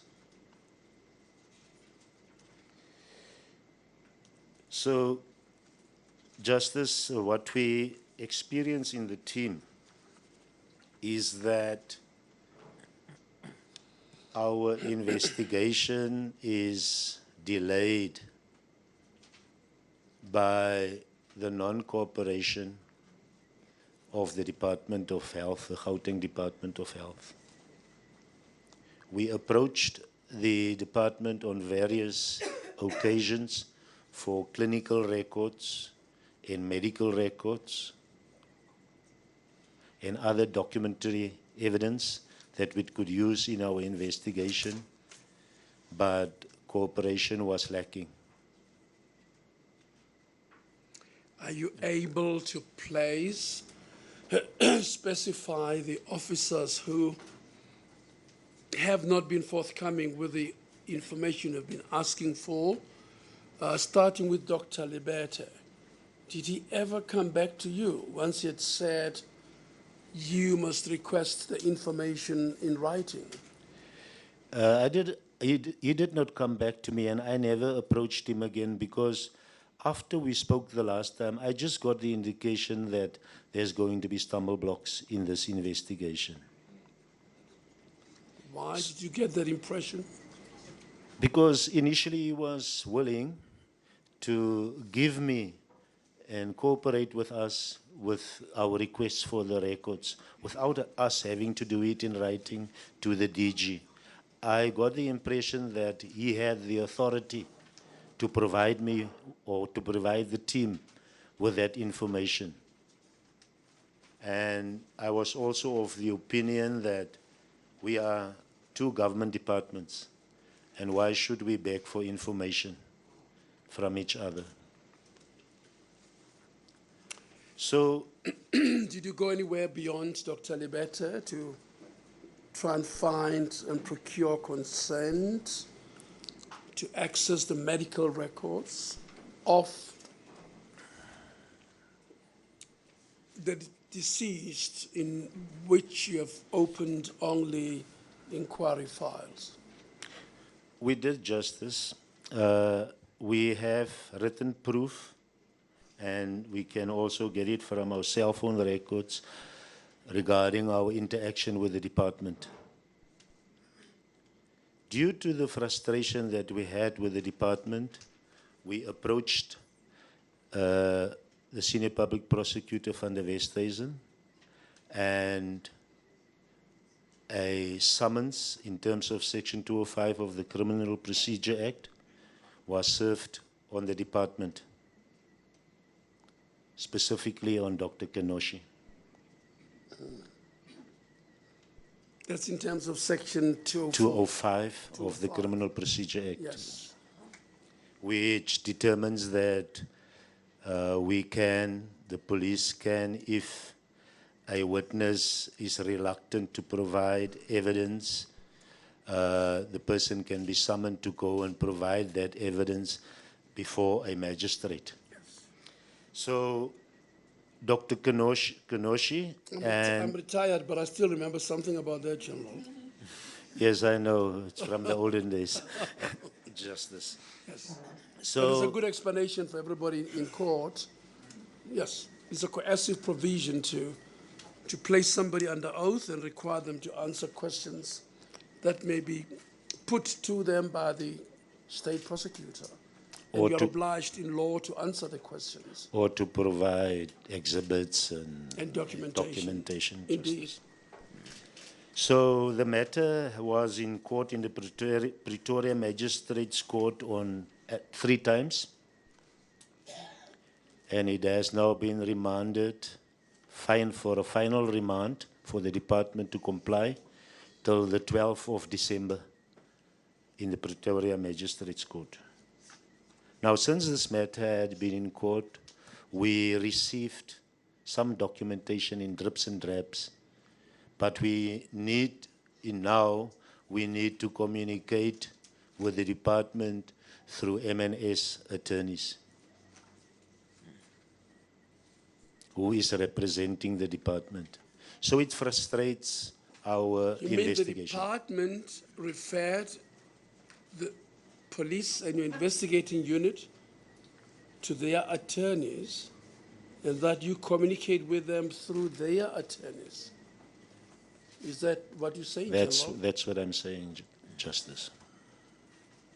And that they would not, between two state departments, share information or interact with you without introducing private attorneys?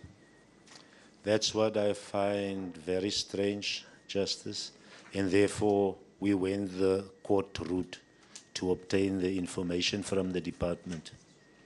We also approached... Did Dr. Kinoshi say why, upon receipt of a Section 205 summons, he did not simply tender the information rather than submit to the coercive route of Section 205? We did not get any explanation in that regard, Justice.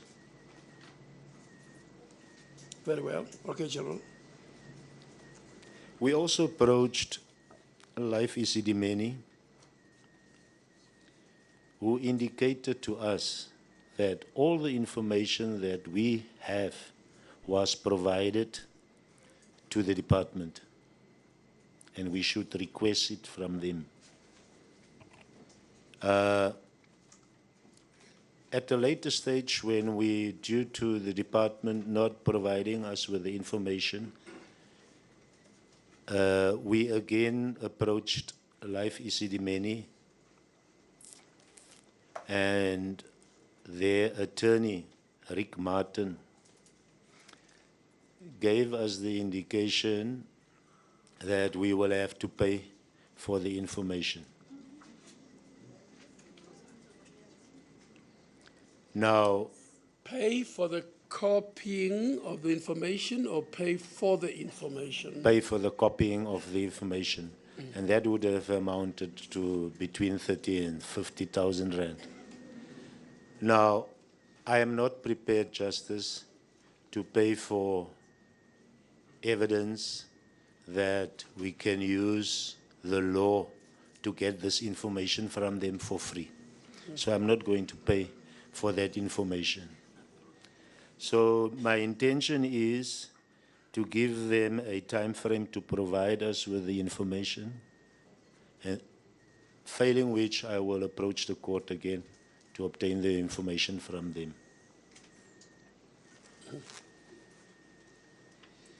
We also tried... Do you remember who you spoke to at Life Isidimeni, or who you interacted with, or was it only through their attorney, Mr. Rick Nelson, you said, did you? We have the names Mr. of... Rick Martin. Yeah. We have the information of the people which we interacted to, both at Life Isidimeni and at the department. Maybe the team leader is here. Maybe I must request him to provide me with that information, which I can give to you. I'd like you to do so, but then if it is in writing, General, and then we can, or if it is SMS records, then we can have it before us, because there will be witnesses from the department who will be coming after you, very senior officials from the department.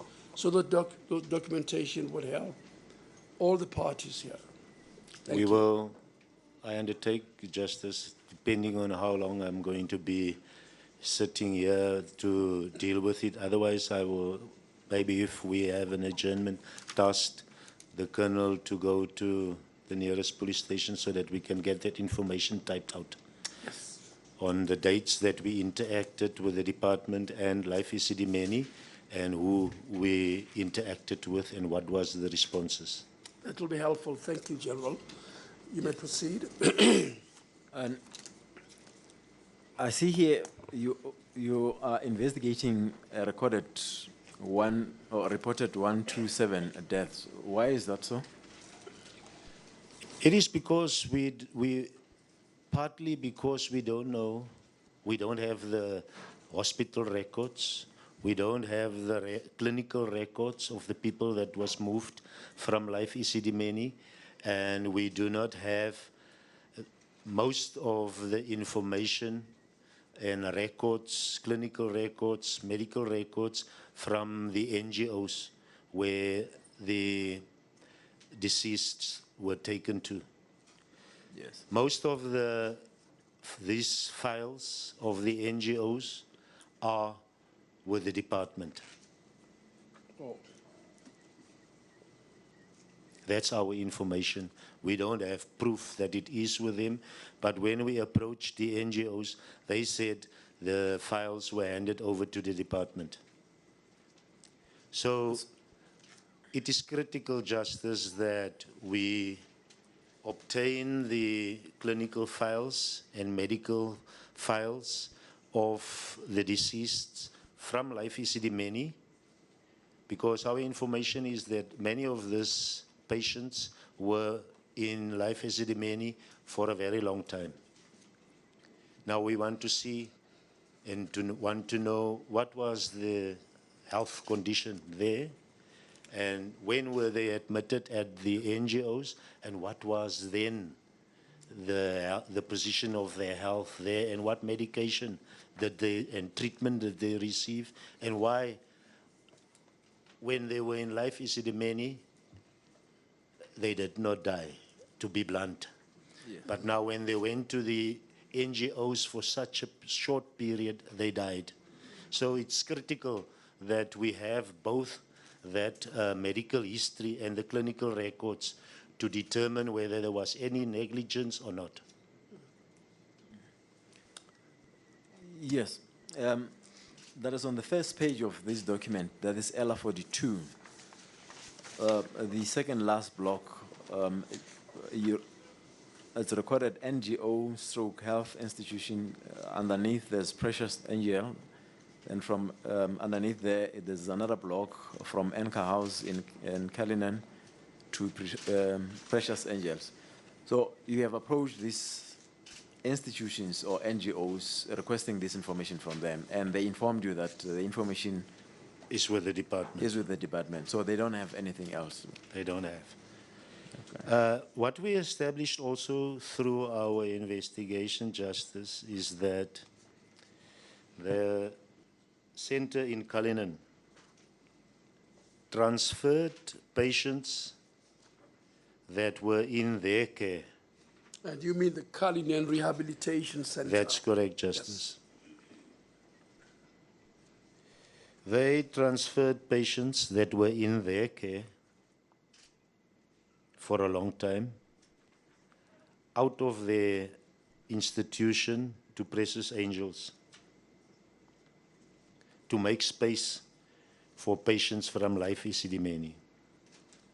We interviewed an individual from Precious Angels yesterday, where we obtained information in this regard, but because of that the investigations, in my view, with respect, Justice, is still sub judice, I would request that that I do not be asked to divulge the content of statements in any of these investigations. Yes.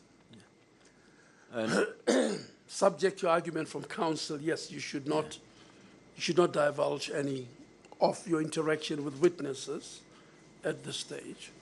And yep. Outside of there may be argument legally, and which we will listen to if we have to get there. But for now, I think you're entitled not to divulge the information. Thank you, Justice. Apart from the statements from we had obtained from witnesses, are you able to divulge the the post-mortem reports for our purposes here? Yes, Justice, I will, if you allow me, I would go through the 127 names that we have and what is critical, what is outstanding critical in that person's investigation for us to fast-track the investigation and maybe name the institution where this deceased was transferred to. I think we should go through that exercise, Major General. I think it's important. Let's put it on record. So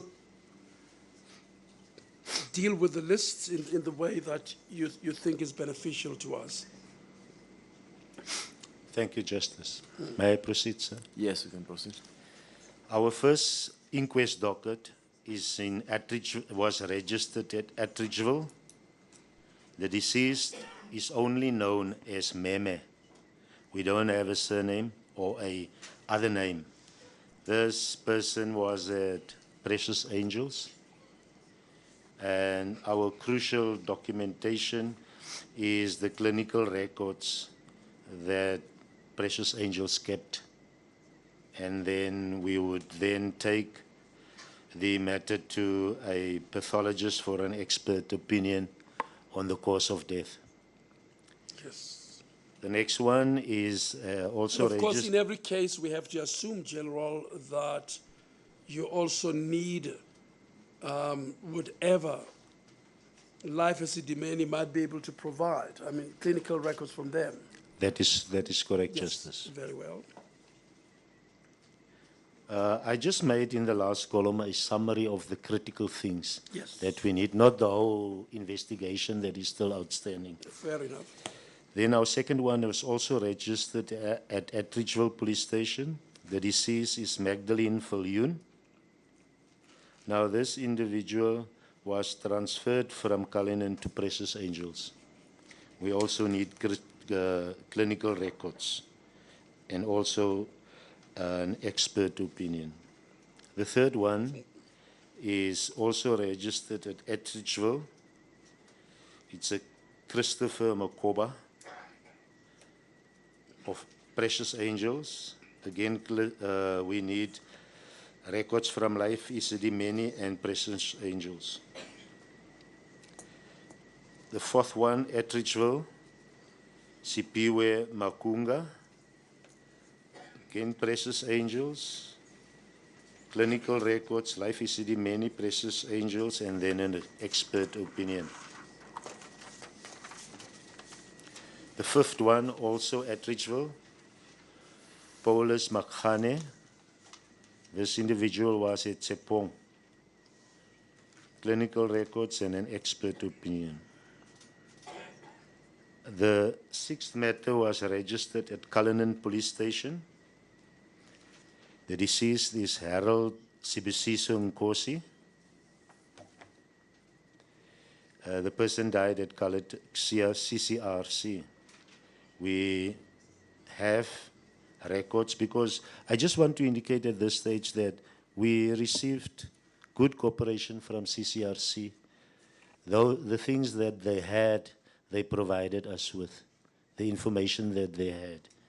So in this matter, we are in the process of presenting the docket to the pathologist for an expert opinion.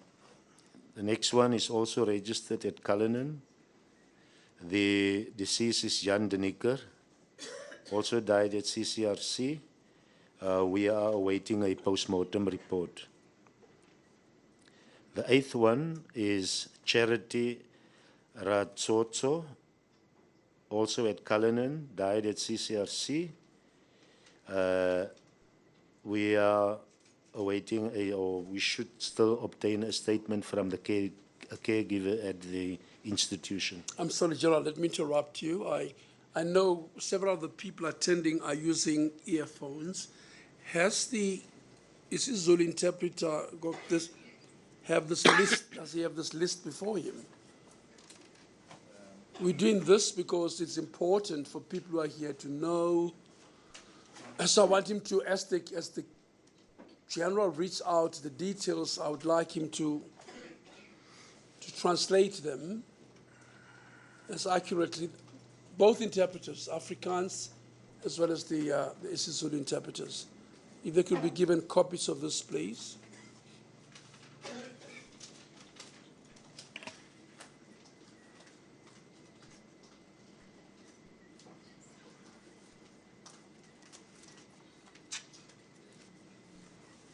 Thank you. You may proceed. Thanks, Justice.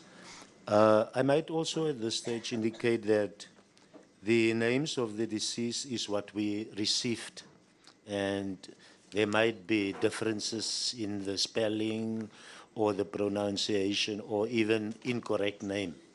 So I just want the Justice to take note of that. Yes. And that's why I want them, people who are here to hear, family members and loved ones, that they can go to their counsel and attorneys and say, actually, this is a correction needed and so on. Yes. Very well. The ninth individual deceased is known as Karen Lusso. Also CCR, the case registered at Cullinan. The docket is going to be presented for an expert opinion on the cause of death. Then we go back to Attridgeville. Number 10 is Aaron Mkhonazi. This deceased died at Chepong. We still need to trace the next of kin to get a statement, and then we will be presenting the docket for an expert opinion. The 11th one is registered at Attridgeville, Timothy Mumalo. He died at Ubushle Bay in Nkosi. We also need to trace the next of kin of the deceased. The 12th one is Attridgeville, Samson Schlapo, who died at Precious Angels. We need clinical records from Rabafeni and clinical records from Life Isidimeni. At this stage, maybe I should also indicate that the volume of patients that Precious Angels received necessitated them to use other facilities to accommodate the patients that they received through the department from Life Isidimeni. So if we talk about the person died at Precious Angels and we need records from Rabafeni, it might be one that was, in actual fact, was supposed to be at Precious Angels but was transferred to another. What we also found is that in many instances, Precious Angels used private dwellings as institution to accommodate the patients.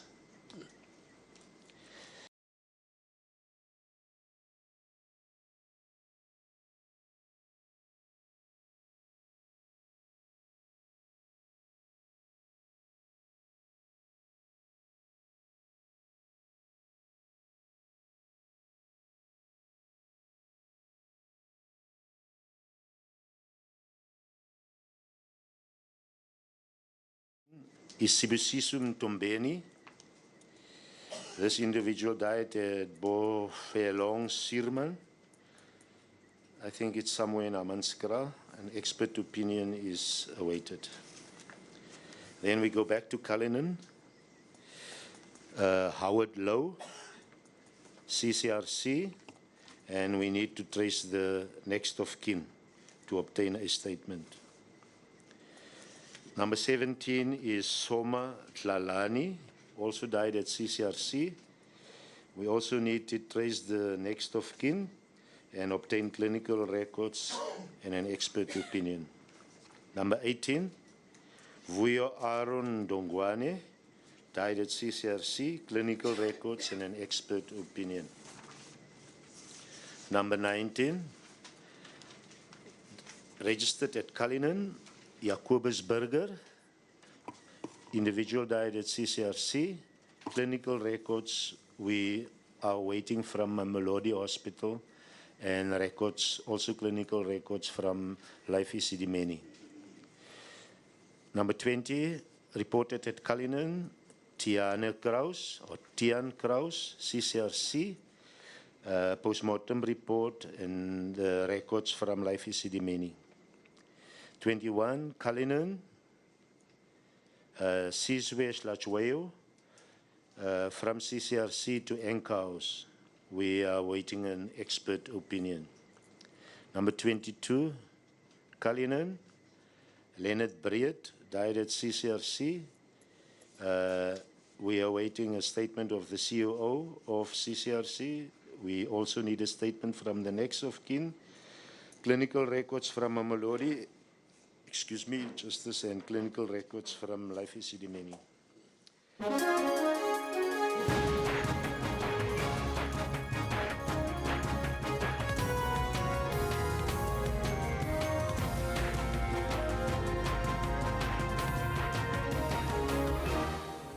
Jumbo Africa, and welcome to the final hour here on the newsroom. Let's remind you of your headlines.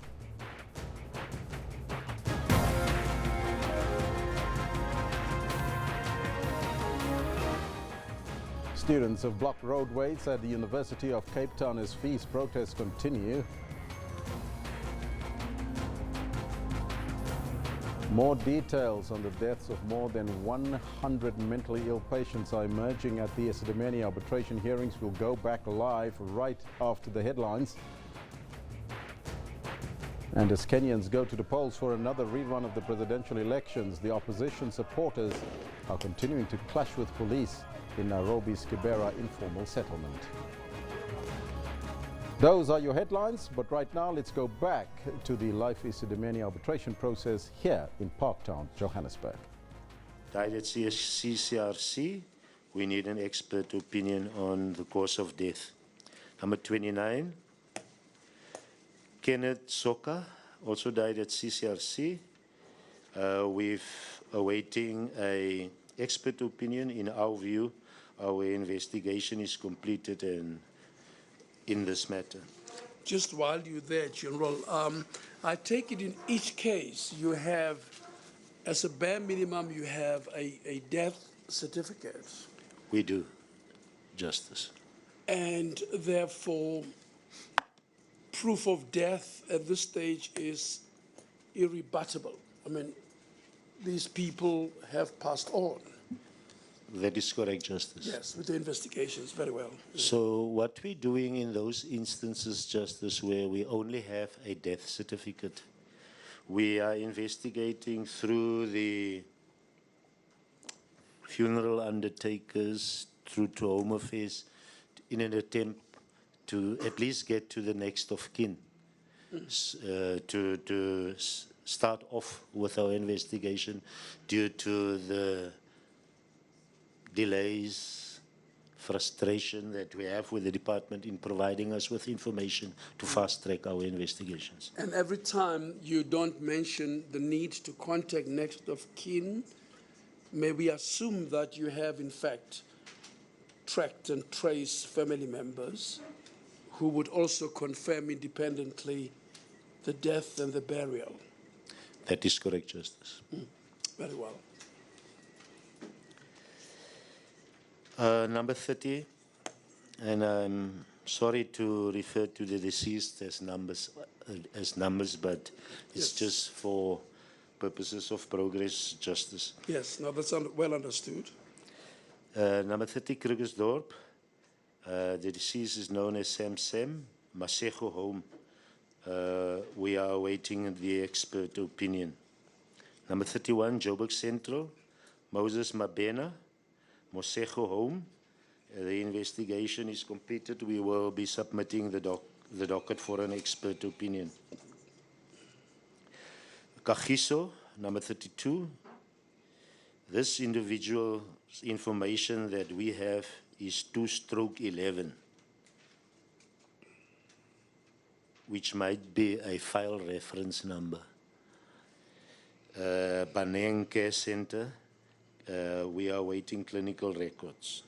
Yeah, what So would his or her death certificate reflect? It reflects 2/11, no name.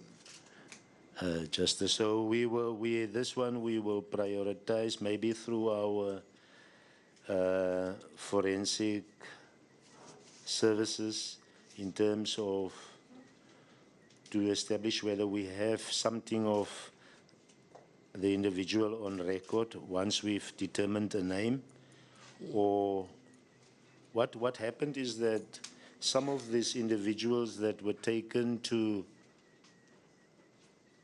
the government mortuaries were taken there without information about names and so on. So I've instructed our victim identification section within the forensics science laboratory to do facial reconstruction and so on, so that we might then be able to use and DNA analysis of, so that we then might be, that firstly we have DNA samples or available, and we have a facial reconstruction of the deceased, so that in the event that we trace family members, we can then positively identify the deceased. The number 33 at Florida Police Station, Pit Sekaulela, Baneng Care Center, we are waiting clinical records from Life is Remaining. Brixton Police Station, Christian Matthijs Hartman, Masehu home. We still need to trace the next of kin, and then we're going to take the docket for an expert opinion. Diepkloof.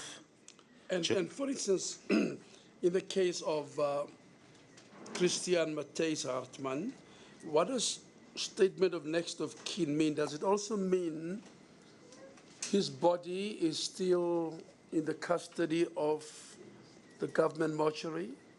No, the deceased could have been already buried, but we don't have the information of the next of kin.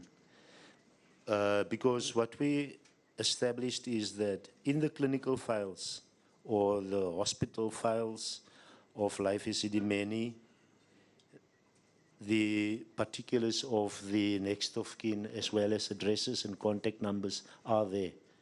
So if we get that, we can approach the next of kin for a statement to fast track our investigations and to determine when last did they visit or see the deceased, what was his medical condition in their opinion, and so on. That's the reason why it is important for us to interview the next of kin. Very well. The number 36 is at Cullinan, Joseph Gumede, CCRC, and we need a statement of a sister at CCRC.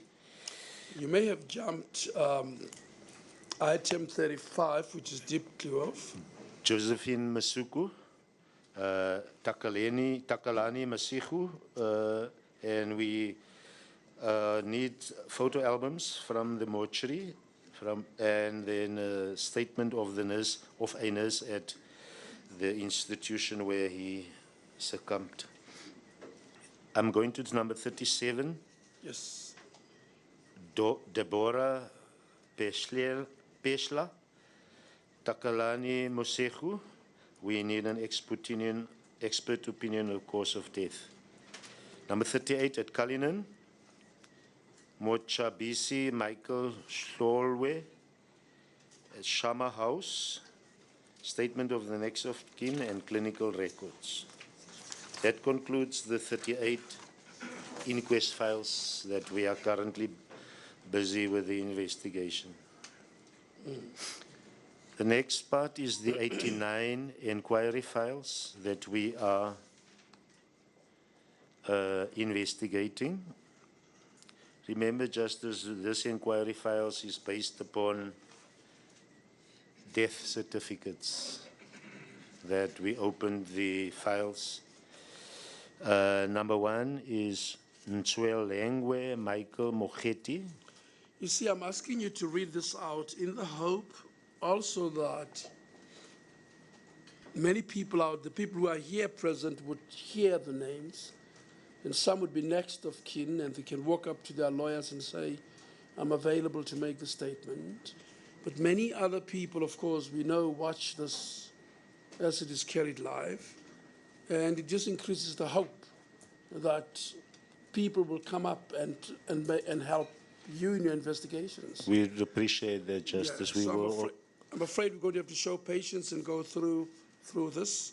I think it is an important I will also, Justice, provide the contact details of the team leader. So if anybody wants to make contact with the investigating team, they can do so freely. Yes. Number one, I said, is Ntswelengwe Michael Mogeti. The person died at Mosegu. What we have is that the individual is 59 years of age. We also need clinical records and a statement from the next of kin. Number two, Jonathan Motapu at Mosegu Hospital, a 64-year-old. Clinical records from Joseph Dadu Hospital in the West Rand. And where would you typically pick up the age of the deceased? From the death certificate? That's right, Justice. Very well. You may continue. May I proceed, Justice? Yes, you may proceed. Thank you, General. Number three is John Moshloko, Mosegu Institution, 62 years of age. We need a declaration of death. And there are some other investigations that are still outstanding, which is not critical. Number four is Peter Mvundla, Mosegu, 58 years of age. Statement of the next of kin and clinical records from Life Isidimeni. Number five, Rebecca Shlabati, also Mosegu, 87 years of age. Statement of next of kin, clinical records from Life Isidimeni, and the hospital records from Leratong Hospital. You will see, Justice, that we don't mention a police station where this matters has been registered because it was not reported at a police station. I've registered that as inquiries at my office, but on our crime administration system. Our crime administration system is the computerized system where we record reported crime. That will be criminal offenses, inquests, and inquiries for investigation purposes. If I may And proceed. when you convert this into, say, inquest dockets or other dockets, then you would close off the inquiry. you'd close off the inquiry and it would bear which CR number? It will, what the process would be that I would then close the inquiry as file, duplicate of inquest case number so-and-so or murder so-and-so. And it can be issued from head office? We're doing it from my office. Yes, okay. Because the people, myself and the people working in my office have access to all through the system to all the cases that is registered at the 1,144 police stations in the country. Very good.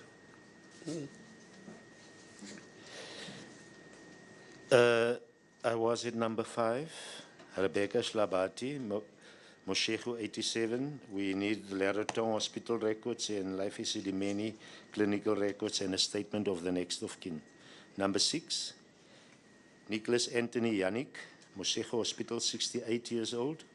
Statement of the next of kin, clinical records from Life Isidimeni and hospital records from Leratong Hospital.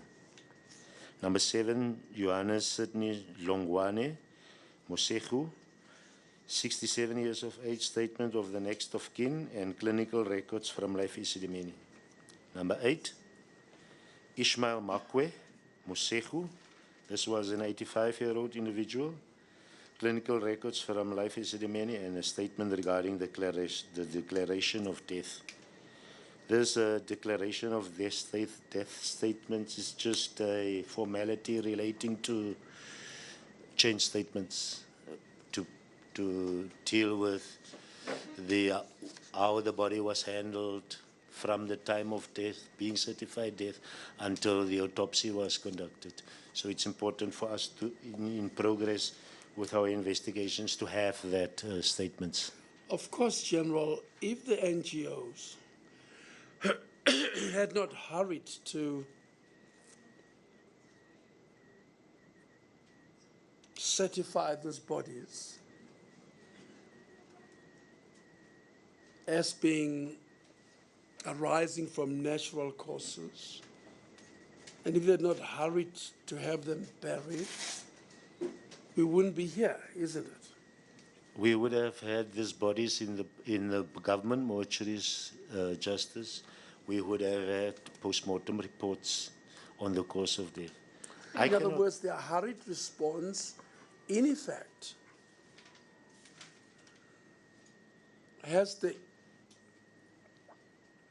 is frustrating proper police investigation, isn't it so?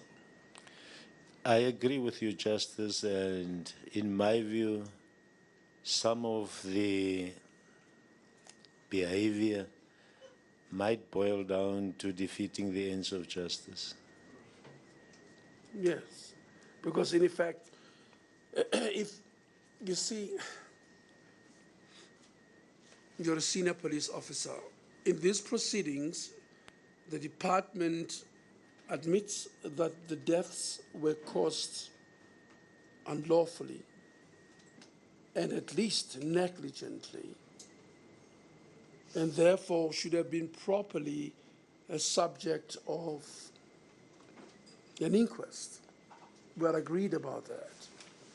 Now, we're not able to do that, and you as police who have the duty to prepare inquest dockets have, in the instances you're reading now, the challenge of putting together an inquest docket so that the law is unable to take its course. What is your comment about that? Particularly about the conduct of the NGOs in this regard. Justice, I agree with you, and as I said, that depending on where our investigation goes, we should seriously, in consultation with the NPA, look at the possibility of registering and investigating cases of defeating the ends of justice. But I won't take that decision unilaterally. We will do it in consultation with the NPA based on prima facie evidence. Yes, and there might very well be other offences, isn't so, General? I'm sure the Council, when they ask questions, they'll put that to you. I mean, think about legislation on disposal of dead tissue. Isn't it so that the law sets out requirements for procuring, for instance, a burial order? That is correct, Justice. And it imposes an obligation around certification of the cause of death. And it may well be that as you investigate, we should find out whether NGOs followed the law in procuring, for instance, death certificates or burial orders, and certification as to causes of death, something which is quite crucial for the law to determine the cause of death of every single person who dies in our country, isn't it so? That is correct, Justice. The Inquest Act is clear on what should be investigated by the police. It states that the South African Police Service must investigate all unnatural deaths. That's murders, culpable homicides, accidents, inquests, and also investigate any death where there is a suspicion that the cause of death might be unnatural. Even though we don't have proof at that stage, we are obliged to investigate. So the process of investigation entails that a pathologist in the employment of the government must conduct an autopsy on the deceased to determine the cause of death. And then on the conclusion of the police investigation, the content of the investigation should be produced to a magistrate who would then, in terms of the act, decide based on the evidence presented to the magistrate, firstly the cause of death, and whether the cause of death can be attributed to an individual or not, and whether that individual can be held criminally liable for the cause of death. That's the process. Yes. Oh, very well. Please continue. But what is clear is that you would have to expand your investigation in instances where you are not able to get people, for instance, bodies exhumed, you're not able to determine the cause of death, you still will have to consider what other offenses might have been committed in order to frustrate the normal course of justice. But I'll leave that to you. I just want to make sure that you are alive to the fact that so many people were buried hurriedly and in circumstances where the law was not complied with. It's just as it formed part of our investigation strategy. Yes. Very well. You may proceed.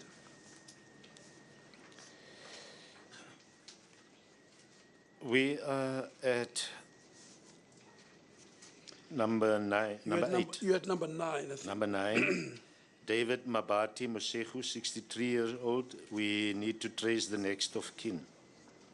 Number 10, Hermanus Bronkhorst Mosehu, a 56-year-old individual. We need to obtain a statement from the nurse who assessed this patient, and then we'll take our investigation further. Number 11, Fanasi Matlani Mosehu, 47-year-old individual. Statement of the nurse who assessed the patient and other investigations. Number 12, Mama Mbele,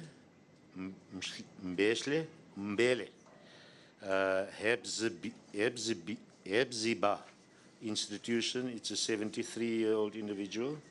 We need a statement there from that institution. We also need to trace the next of kin through our own Criminal Record Center. That CRC on the report stands for the Police Criminal Record Center.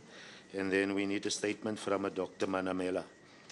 And have you been able to access Dr. Manamela before now in your investigation? Not yet. Not yet. Number 13, we've approached the institution where doctors are supposed to be registered to obtain details of the Manamela, this Dr. Manamela.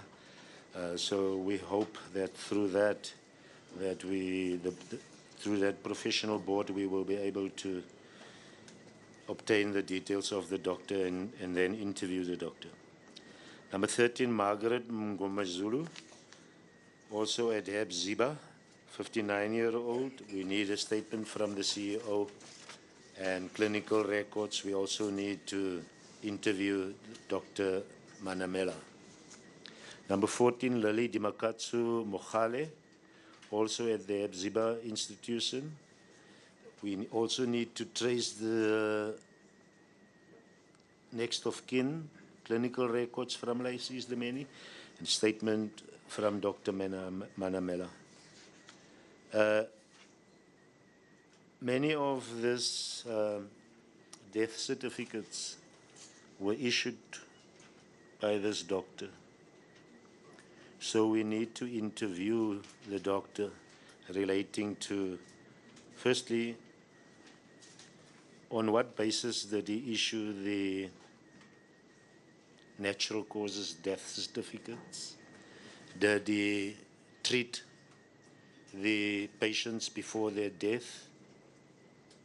Were he present at the time of their death? Did he view the body after the death? And so on. That's the critical information that we need to establish as part of our investigation. But do you know, General, that Dr. Manamela was the head of mental health care within the Department of Health of the province of Gauteng? Just as I say, we don't know who this Dr. Manamela is. And therefore, when this arbitration hearing of yours started, I saw it as a means that we could use from the police's side to access names of individuals who testify before this arbitration tribunal, and that would maybe fast-track our investigations.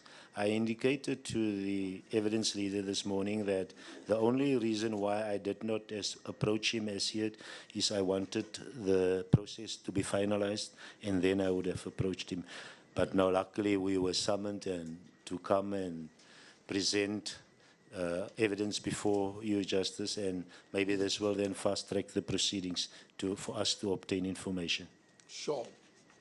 If it's the same Dr. Manamela is a high-ranking official in the department who seemingly was ordinarily situated at the head office of the province in Johannesburg.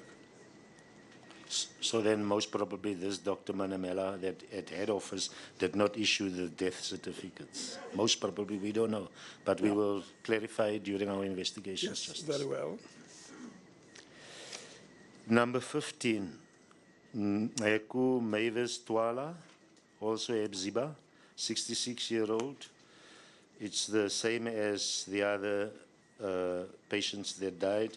The statement of the next of kin, Dr. Manamela, and CEO of Ebziba. Number 17, Martha Motibi, Ebziba, 71 years old, and the outstanding issues is the same that I mentioned before. Number 18, Jubulani Mnisi, Chepong, 59-year-old individual. Clinical records from Life Isidimeni, statement from Dr. Manamela, and a statement from the CEO of Ebziba, as well as statement from the next of kin. Number 19, William Joseph Golden, died at Chepong, 55-year-old, the same as the previous one. Number 20, Johannes Ungere, Chepong, 65 years old, the same as the previous outstanding. Number 21, Johannes Botha, Chepong, a 52-year-old individual, and outstanding is the same as the other that I've mentioned previously. Number 22, Jan Snyder, Chepong, 72 years of age, and its outstanding is the same. Number 23, Frederick Nelson, Chepong, 61 years of age, and the same outstanding matters as previously mentioned. Number 24. Where would Dr. Manamela have signed off on the declaration of death form? where would her signature appear? Where would she have done the certification? We have a number of forms before us. I can't remember what the name of the form is. I'm sure council will put it to you. But her name actually appears on the forms that you have to complete before you issue a death certificate. That's right. Thank you. That's right, Your Justice. So therefore, it's critical that in each of these cases, this Dr. Manamela provide us with an explanation in the form of an affidavit statement. May I proceed, Justice? Yes, you may. Thank you. Number 24, Jean Banana Rantwetswe, Lapeng Home, 72-year-old. We need to trace the next of kin. Number 25, Mamona Dupree, Takalani, Mosehu, 37 years of age. Here we need records from Jabulani Hospital.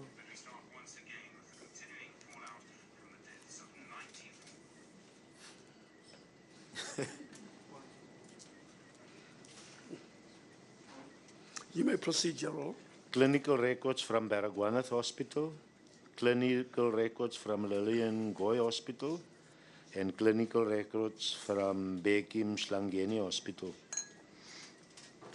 Number 26, Katharina Kunywa Takalani Mosehu, 62 years old. Statement from Takalani Mosehu Institution. Number 27, Julia Mudlautsi Takalani, 52 years of age. Statement from Takalani and a statement from the next of kin.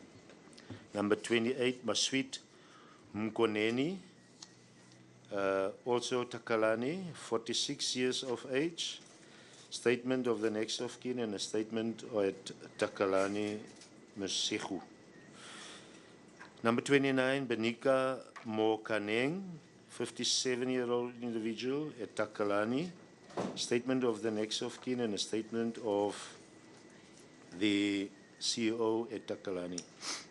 Number 30, Victor Chauke, CCRC, a statement from CCRC and a statement of the next of kin. Number 31, Zanele Sekima, Takalani, 52-year-old individual, statement at Takalani and the statement of the next of kin. Number 32, Johannes Etzeret, died at CCRC, 71 years of age, statement of CCRC, next of kin, and the clinical records at Life Isidimeni. Number 33, Casual Mosiane, Takalani, 41 years of age. Statement next of kin, clinical records, as well as a statement from Takalani. Number 34, Rahab Mangena, Takalani, 57 years of age. Statement of the next of kin, clinical records from Life Isidimeni, and a statement from Takalani. Number 35, Pusisizwe Shabalala, CCRC, 52 years of age.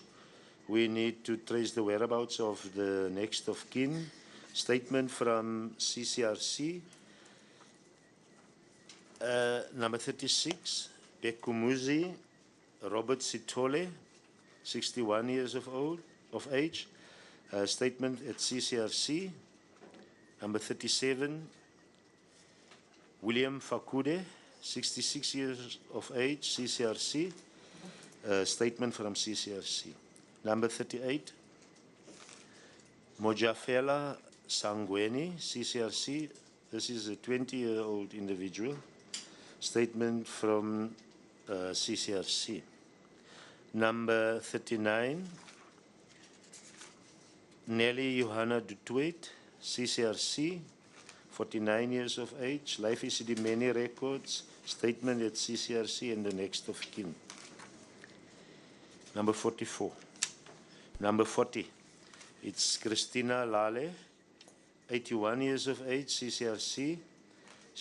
We need a statement from a nursing sister, Manaka, a statement from a social worker, statement from CCRC, and clinical records from Life Isidimeni. Number 41, Motafela Leraube, CCRC, 45 years of age, clinical records, Mamelodi Hospital, statement at CCRC.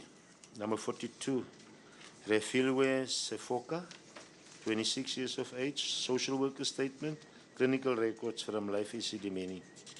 Number 43, Benedict Lacqua, CCRC, 41 years of age, clinical records, Life Isidimeni, and statement CCRC. Number 44, Ilse Fredericks, CCRC, 41 years of age, statement of next of kin, statement of at CCRC, and clinical records from Life Isidimeni. It may be, General, that we get to a point where when I look at what's outstanding, that you may want to, I would like to have the names of the people on record, and I'd like them to be said out loudly. We can see what's outstanding. Perhaps you want to call their names, the institution, and the age. That will get us go a little faster, and yet what's outstanding would become quite clear by us looking at it. So I'd rather you then stay with those three columns rather than all four.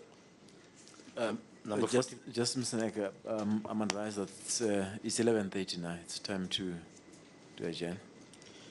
Yes, I think the General too would like to have some tea. He's going to be quite a while in the in the witness seat. So we're going to break now, General. And I hope they do give you tea and some cake. Then we can start again at 12 o'clock. But thank you for being here. We adjourn till 12 o'clock.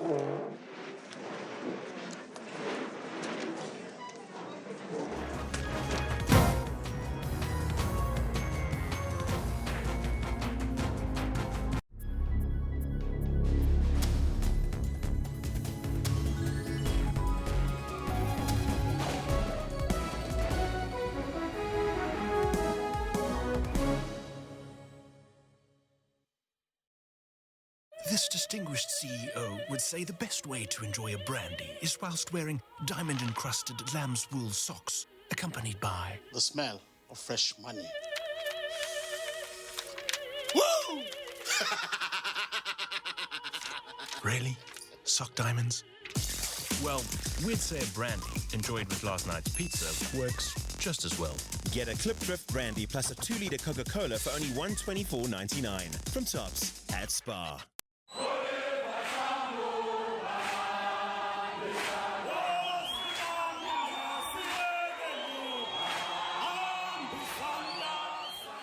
Sabashia bazaleka,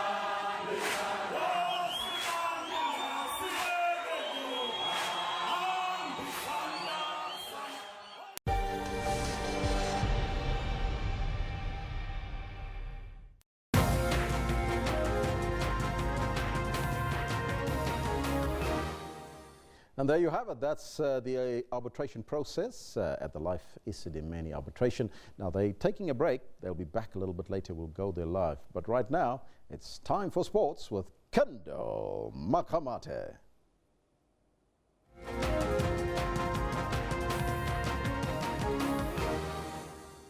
A big thank you there to Elvis for that rousing introduction. Good morning to you. It's time for the sports once again.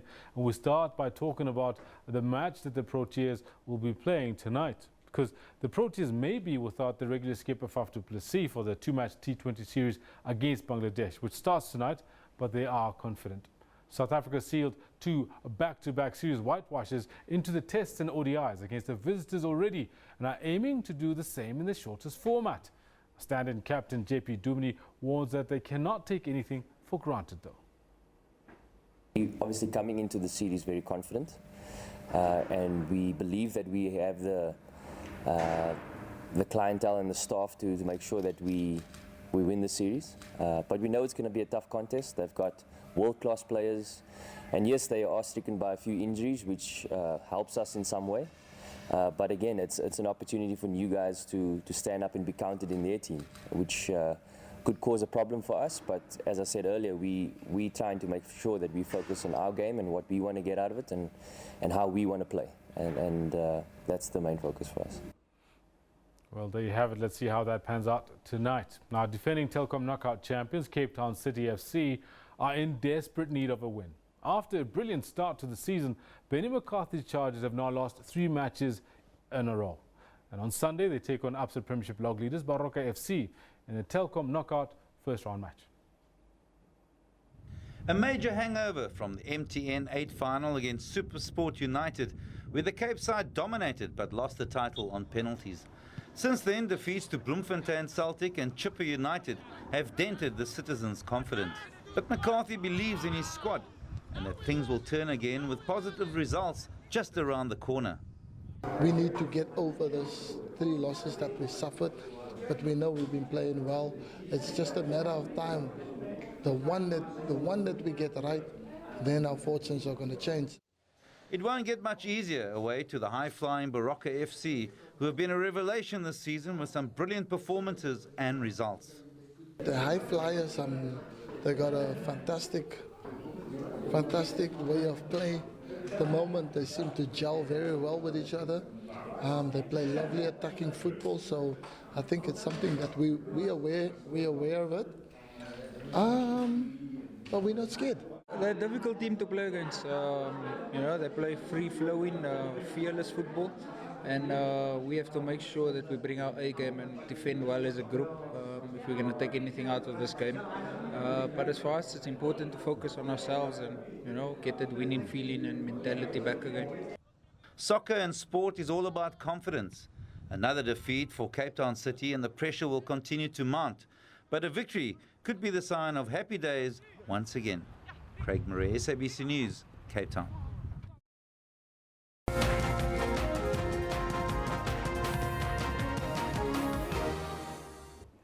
Now, good morning to you. Now for a little chat that we're going to have about something that's very close to my heart, something that I'm very passionate about. In fact, we talk about how the Vision Katleho Foundation has at its core the mission to mentor and instill positive values and ethics in young people. And that's exactly what it is I'm talking about this morning. The foundation has grown in leaps and bounds since its first event on Nelson Mandela Day in Tepisong last year. They were here in studio chatting to Newsroom, and they're back again. With me to talk about their latest project is the foundation's chairman, to my immediate left, Mr. Dumamboni, and to his left is Mr. Jabu Nkomo, the CEO of the foundation's main sponsor, Petrosure. Gentlemen, good morning to you, and thank you so much for coming through. Good morning, and thanks for having us here. Thank you for having us. No, very good. Let me start with you, Duma. The foundation's journey since it was last year, yes. It's about just about a year ago. Can you give us a quick understanding of where it's been and what it's managed to do? Well, the foundation was founded in 2016. And since then, we've done a number of events, not particularly events, I mean campaigns and programs, which are primarily aimed at young disadvantaged kids, which is school kids as well as youth and the youth. And In 2016, we had the Nelson Mandela event, which was at Herigwala School, whereby we provided school uniform and school shoes for the kids. And since then, we had another event the same year at a school in Hillbrow, which is called Newgate College, and whereby we had a conversing with a girl child kind of event, which worked very well in terms of us understanding and the needs of the kids out there.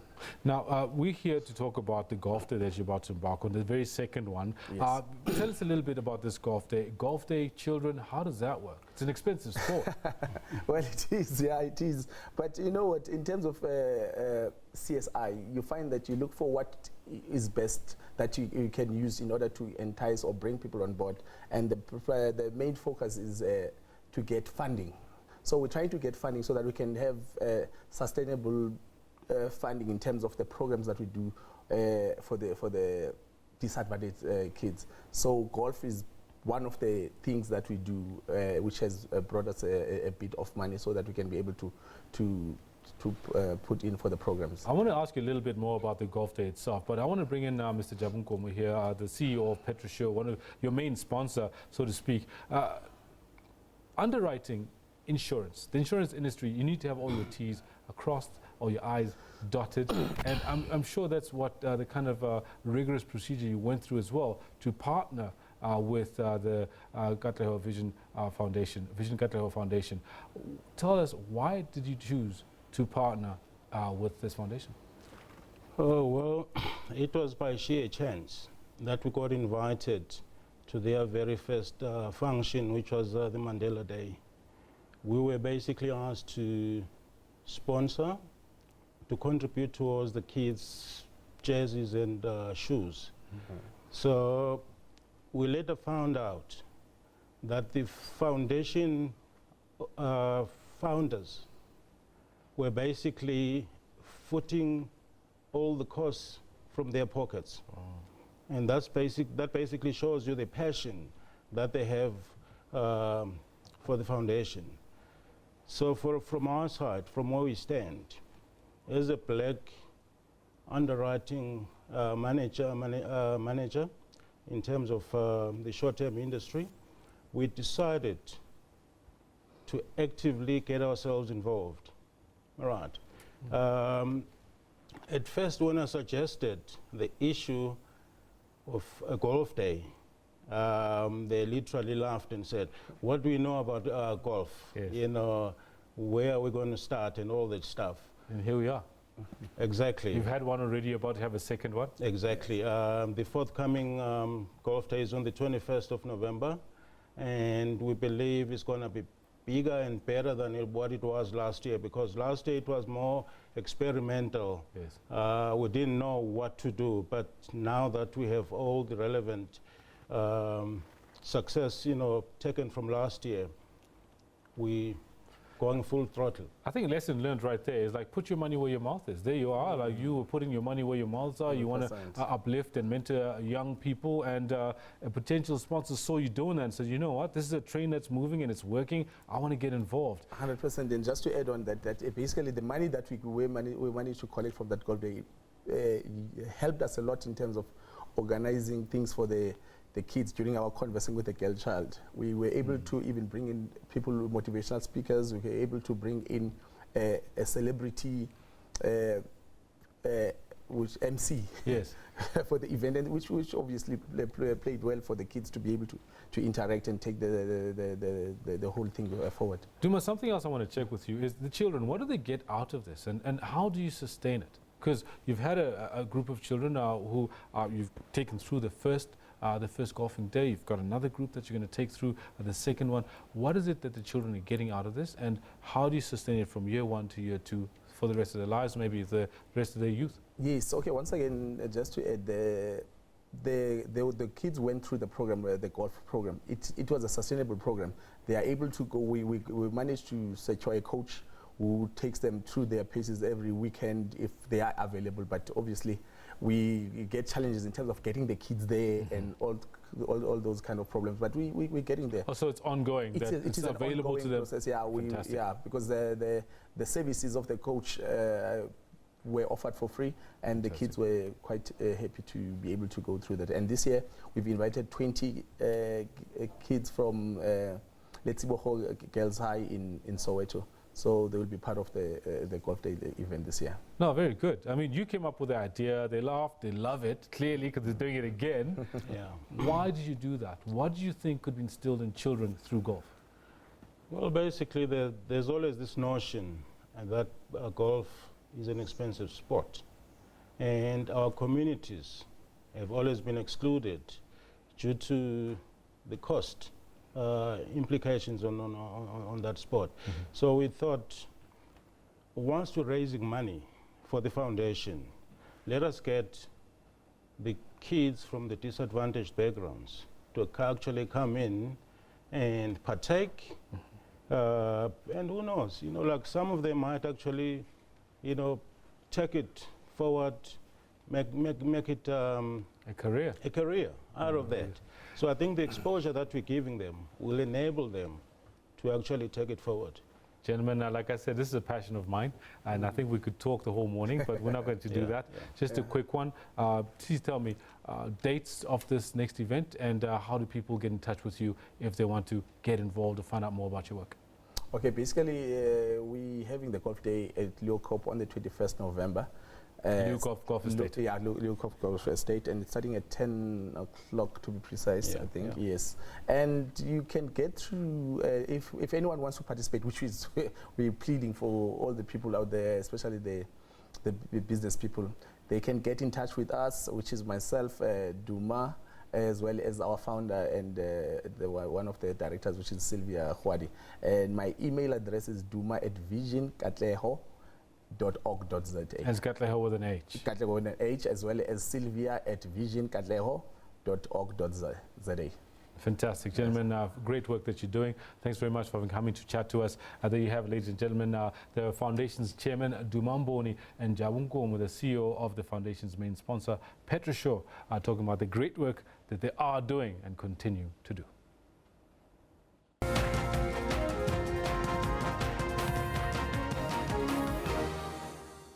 And that is where we're going to leave it for today. Thanks very much for having stayed with us for the entire show. What with all the crossings, bringing you news live coming out of Kenya, as well as what's happening right here in Johannesburg, in South Africa. We'll be back tomorrow with more news, more analysis. Make sure you stay close. You have been watching Newsroom.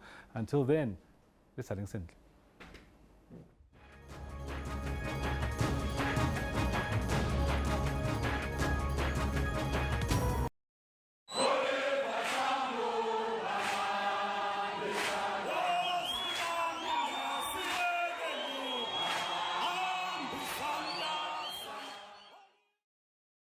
I think the distinguishing characteristic of OR was total selfless dedication to the movement.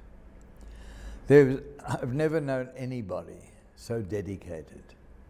You know, we talk about people committing themselves to the struggle and so on. But this man gave every ounce of energy and every minute of his time to the movement. It was dedication way beyond what you might expect. And I think that as a personality, his dedication was understood and seen by everybody. It's not that he flaunted it. It's not that he made any claims. It's not that he was looking for credit. He wasn't. A very modest person, actually. A rather reserved person. And not a person who engaged in chat easily. And he wasn't looking for limelight. Never. He had a tremendously warm side to him. And when I met him, you know, on these odd occasions, you know, he would give me a hug and a warm smile, and I thought, I've got a friend here. So, you know, it was a strange combination of a public face of reserve and even reticence, but in private, enormously warm. And I felt complete confidence in him. I could say anything I wanted to say. I knew not one word would go beyond him. You see, that's the other thing. In politics, you talk to people and you know this is going to become gossip. It's going to travel around the circuit. You know, oh, Ben said this and that. You know, I saw Ben yesterday and he said this and he told me this and that. Yeah, not all of that.